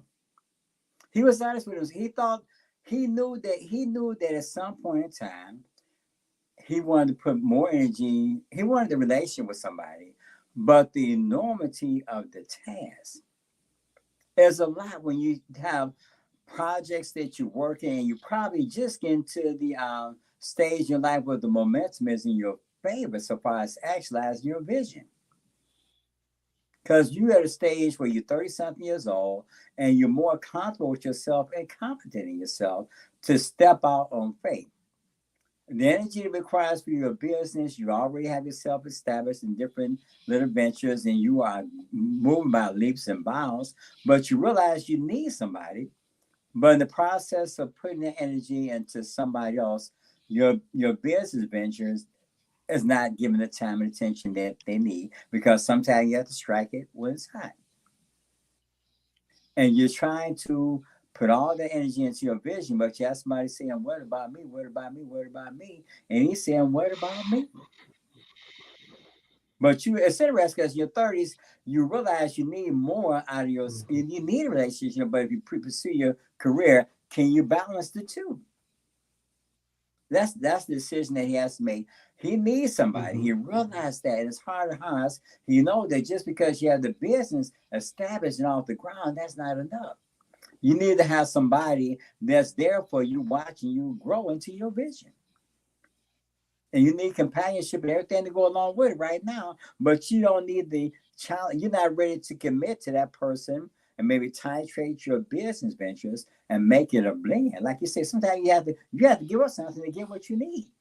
And if he's not ready to give up that part of him and set up for less to give more of him, then he's putting himself at a disadvantage too. It's not just Faris losing, he loses too. Because just the business alone don't keep you where you need to be. It's going to do for certain things, but you still need somebody. And if you put all your energy into your career and you wake up and you by yourself with no somebody significant to share with, then you have put yourself at a disadvantage. Be creative, and you gotta have to pencil somebody. And if she's the one that's adamant about having, maybe you need to consider her. But maybe I have to work out that delicate blend that can happen work. Because you do still need somebody. That doesn't go away because she's not there. That's just a fact. So you, if I could summarize it and put it in my own words and tell me, I may be missing this because I'm doing a bunch of different things and sometimes I get distracted. Are you saying that Zadia really missed the mark, or that Cam is missing the mark? He's missing. Yeah, he's missing the mark. He is not. He's not. Wait, hold on. He's not. Something that JR kind of pointed out earlier. There is not a good work-life balance there. Is that some of what you're saying? That's exactly what it is. Because even when she's gone, he's gonna say, "Oh, she's gone. But wait a minute, I still need somebody. I don't need to just be putting all my energy into my business for 12 hours a day and come home and just have an insignificant relationship, you know? He can have an insignificant, a relationship is what he needs. An insignificant relationship is not what you need when you're building your business. That's all. You need somebody to pour that. You need to pour your energy into somebody else at the same time you're putting it into your business. Because an insignificant relationship is not going to sustain you for the kind of guy that you're evolving into. You need somebody that's there watching you build your business brick by brick. You know, that's an excellent point. But let me ask you this though, Calvin. From what we just see, we don't know Zadia, we don't know Cam, but from what we've seen of Zadia in this show, because I know you may not have seen her in Ready to Love, her season. Would you say that Zadia is the kind of woman that someone like Cam could build with? Potentially, yes, because she's into him. She's not just into herself. She's into him, and she wants him, even though he keeps saying no. She's saying, I still want you. There's something about you I like. And it's something about her that he likes. He may just be so consumed with himself that he's going to see that give a little bit more. Because after all, you build your business, but it's going to be an immense void within you if you don't have the right person there to share with. Calvin, you are preaching to the choir. You're preaching to the choir. That goes back to JR. I know it's getting late there, and we're not going to be too much longer. We got about 3 more minutes to wrap this up. But JR, did you hear what Calvin was saying? Does that go into what you were saying about that work-life balance? Yeah, absolutely. Because unfortunately, you know, when you get into a relationship, one of the things that your lady's gonna want and should want is to be with you, right? Yes. And if you're spending so much time at work where you don't have time, you know, for your relationship, your relationship's gonna suffer. She's gonna feel like you're neglecting her, and ultimately, there comes that time where you have to say, you know what? Okay, let me separate my work time to my home time, right?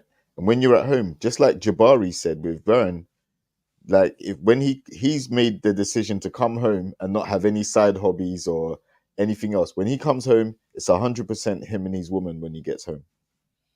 And I feel like that would suit Zadia more, but Cam can't offer that. So I agree with Calvin. With Calvin, okay. Sean, do you have anything you want to throw in about this situation? This is Elijah. You do have to find a delicate balance between life and work. However, I think that's the downside of being driven vision focus. Sometimes you might be so concentrated on what you have to do than to not enjoy the life around you. as the old saying goes, all work and no play makes Jack a dull boy. So I think probably that as he goes along, he probably will learn that. He probably will set time aside for that. I don't know what he's trying to do. I mean, I don't know how much he's trying to amass or what have you. But I think he needs, in his own admission, he said he did not understand the process that the show would take. Granted, he had to sign up for the show. I mean, I don't know how much they understand when they do sign up for the show, what's required of them. I don't know if it's step by step orientation. This is what's going to happen. This is what's going to be required of you. Mm-hmm. This is what we're going to do here. Then, I mean, granted, he should have the intelligence to know what he was getting into. But if it's just to present it to him as a blank statement, I don't know. And then I think he kind of like took an affront to it because he had told her before that he was not going to DC, but she still was trying to get him to go to DC. You come to DC and see me in my city and so forth. And I think that's really what, like, look, I'm not trying to go to, saying it without saying it. Look, I'm not trying to go to DC. I don't want to go there. I like being here in New Orleans. You should come here and be with me. So I think if she was bending and willing to meet him halfway, maybe like, I'll move to Atlanta, you stay in New Orleans. That would have worked better than her just saying, come to DC. Then he would have to start all over again. Yeah. And that would throw his plan behind. Okay. All right. So is there anything else, guys, that we want to add before I get you guys to tell us a little bit about what you guys do individually? JR, is there anything you want to add?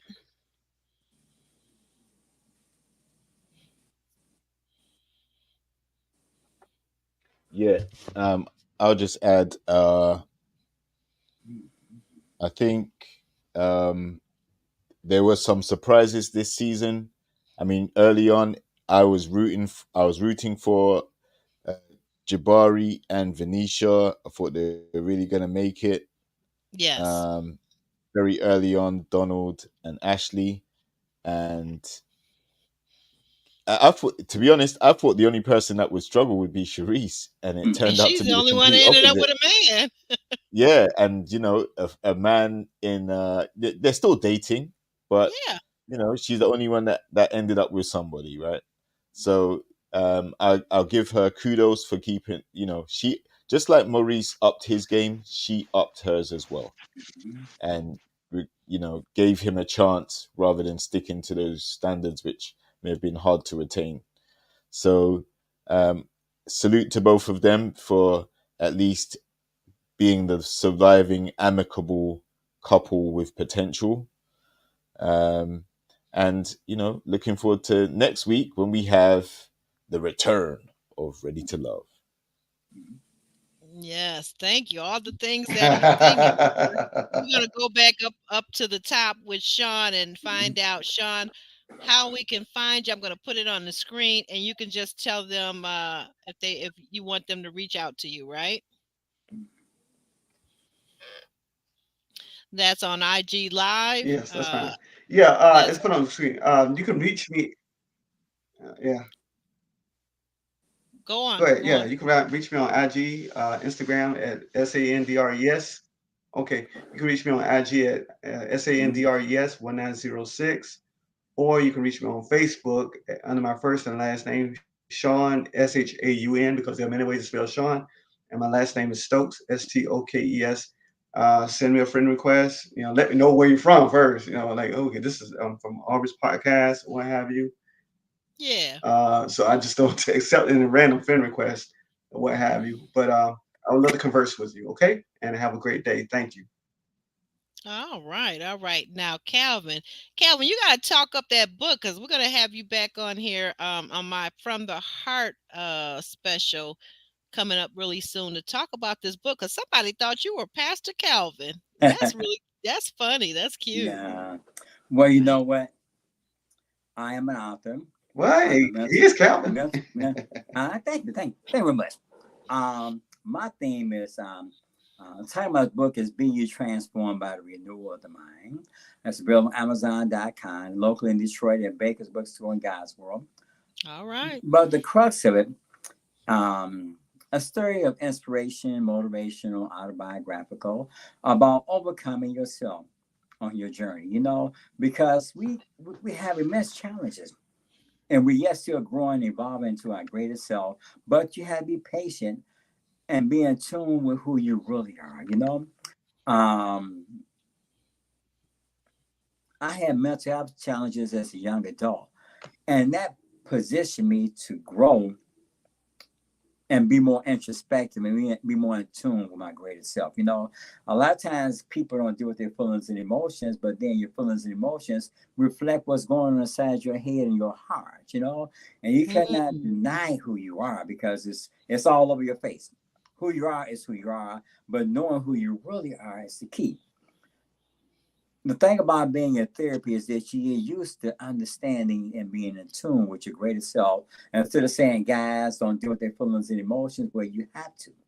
Because to be successful in therapy, you have to embrace the process instead of ignoring it or denying it. Getting out of the crisis mode is the key. And learn how to be in charge of life is what transformation and renewing of the mind is all about. All right. Being understanding, and take ownership of everything that you do. You look at everybody else, but I thought you are in charge of your own self.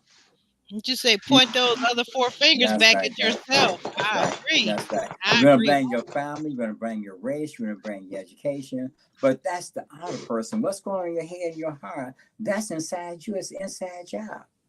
Inside job. So what you I have to thank do, you for that, Kelvin. yeah, that's right. That's right. You're still growing and evolving. Don't get stuck in the past. Learn from it. Learn from it. And that's what the book is all about. Learning about the role that you actually play in your life, ongoing throughout your life. So it's about taking responsibility and being in tune with not just yourself, but your true self. That's the jet. I can't tell it all now, but it's a great book. I wasn't sure. I said we might be starting the interview tonight, but we still got to get JR in there. Okay, thank you, Kelvin. I didn't think about it that time, but I'm learning to be more. He's clearly passionate about this transformation. Okay, so thank you for that, Kelvin. Let us move to JR. JR, thank you. JR, how can people reach you out? Well, tell us a little bit about what you do over on your Instagram versus your YouTube channel. Could you tell us about that? Well, first of all, thank you for that benediction, Calvin. Thank you, sir. Thank you. Yeah, my YouTube channel. My YouTube channel. Listen, there are some castmates who definitely would do better for taking advantage of having a read of your book. That's for sure. All right. Yeah, my YouTube channel is mainly conversations like this around reality TV, relationships, Black relationships, topics, issues, things like that. You can find me on JRX TV. And on Instagram, it's health, well-being, fitness, wealth. And I take a holistic approach to these things because they all interlink. If you don't have good relationships, largely that can spill over into other areas of your life. If you don't have your fitness to a certain level, then it can spill over into other aspects of your life. If you don't have your wealth, your finances intact, in place, or working on improving them, then that can spill over into other aspects of your life. So by tackling these things or addressing them or getting on top of them or staying in control of them, you actually will have a better quality of life and a much more positive and mellow approach going forward, rather than trying to keep up with the Joneses and panicking about who's got what and who has not. So yeah, find me on Instagram, JRX TV, and YouTube, JRX TV, for the VIP experience that I bring. That's right, ladies and gentlemen. He brings that VIP, and this is a man. Could you just tell him real quick, JR, Mr. VIP, how long you've been working in that industry with the body and building up training. How long have you been doing that? Are you new to this? No, I'm not new to it. I've been in health and fitness for over a decade, 10 years. I'm a vet. Yeah, you're a Um, veteran. All right. yeah, so you know, health and fitness, personal training. I teach classes, boxercise and boot camps, things like that. Also qualified sports masseuse and osteopath. So I do quite a few things, but you know, it's not about necessarily your accomplishments; it's what you do with them. And you know, being 10 years in the game of health and fitness, really from day one adopted a holistic approach. Like, there's no one size fits all. I can't just write Calvin a program and expect to have the same results with Aubrey or Sean.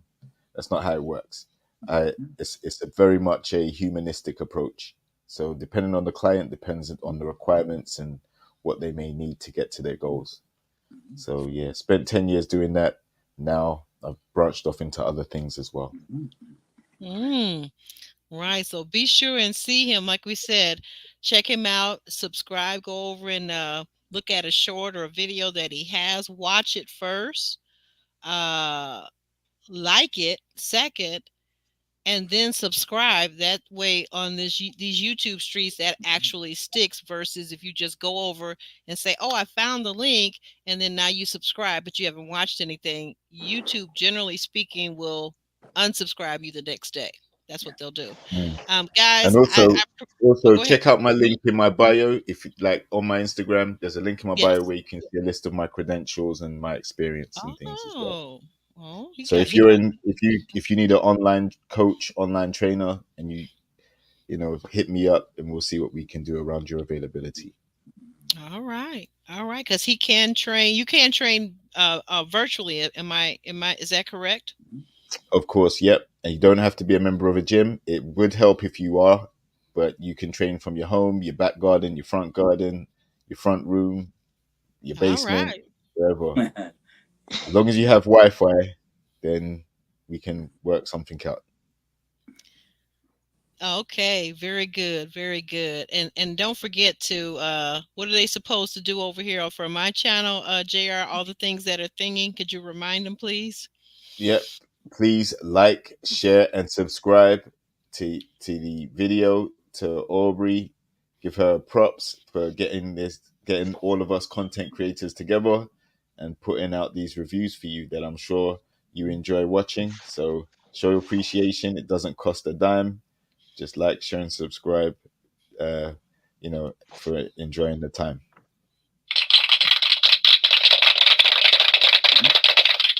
That's right. And I would be remiss. I just have to go back two quick things real quick. Housekeeping. I want to say special thanks, and I'm sure the gentleman here will join me in this. And congratulations to Camille and Cornelius from the is that Potomac or the DC season? Potomac, I think.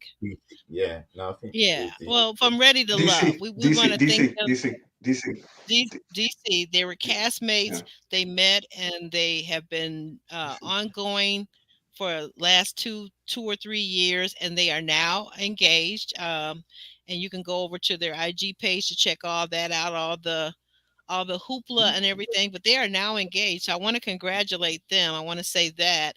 Um, and then I also want to say just a personal note of thank you to those of you that have reached out to me and had me in your prayers as I was kind of going through last month, which caused me to abruptly cancel some shows and some videos. But I want to thank you for returning. That means the world to me. I can't express it enough. And this is from my heart to your heart and your family to mine. I want to wish everybody a happy new year, a prosperous new year, and a healthy new year. And that's what I'll be working on. And I'll probably be talking to this guy here in the lower right hand corner to give me some more tips on how to improve my health and to recover and to be at 100% for the summer. Because there's some things that we're going to be bringing on this show. I'm not going to give them away just yet, but you're going to be very surprised. Oh, and thank you. I see the hearts. Thank you, whoever that is sending those hearts. I looked over at my phone. Thank you so much for that. Thank you. That I feel so loved. I am so touched and I am so humbled.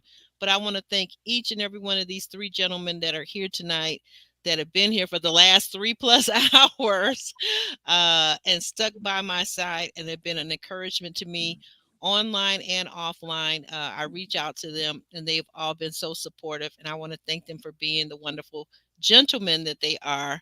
And on that note, guys, you ready to shimmy and shake on out of here? All right. Yeah. Yes, All right, here we go. You guys say your last goodbyes. And to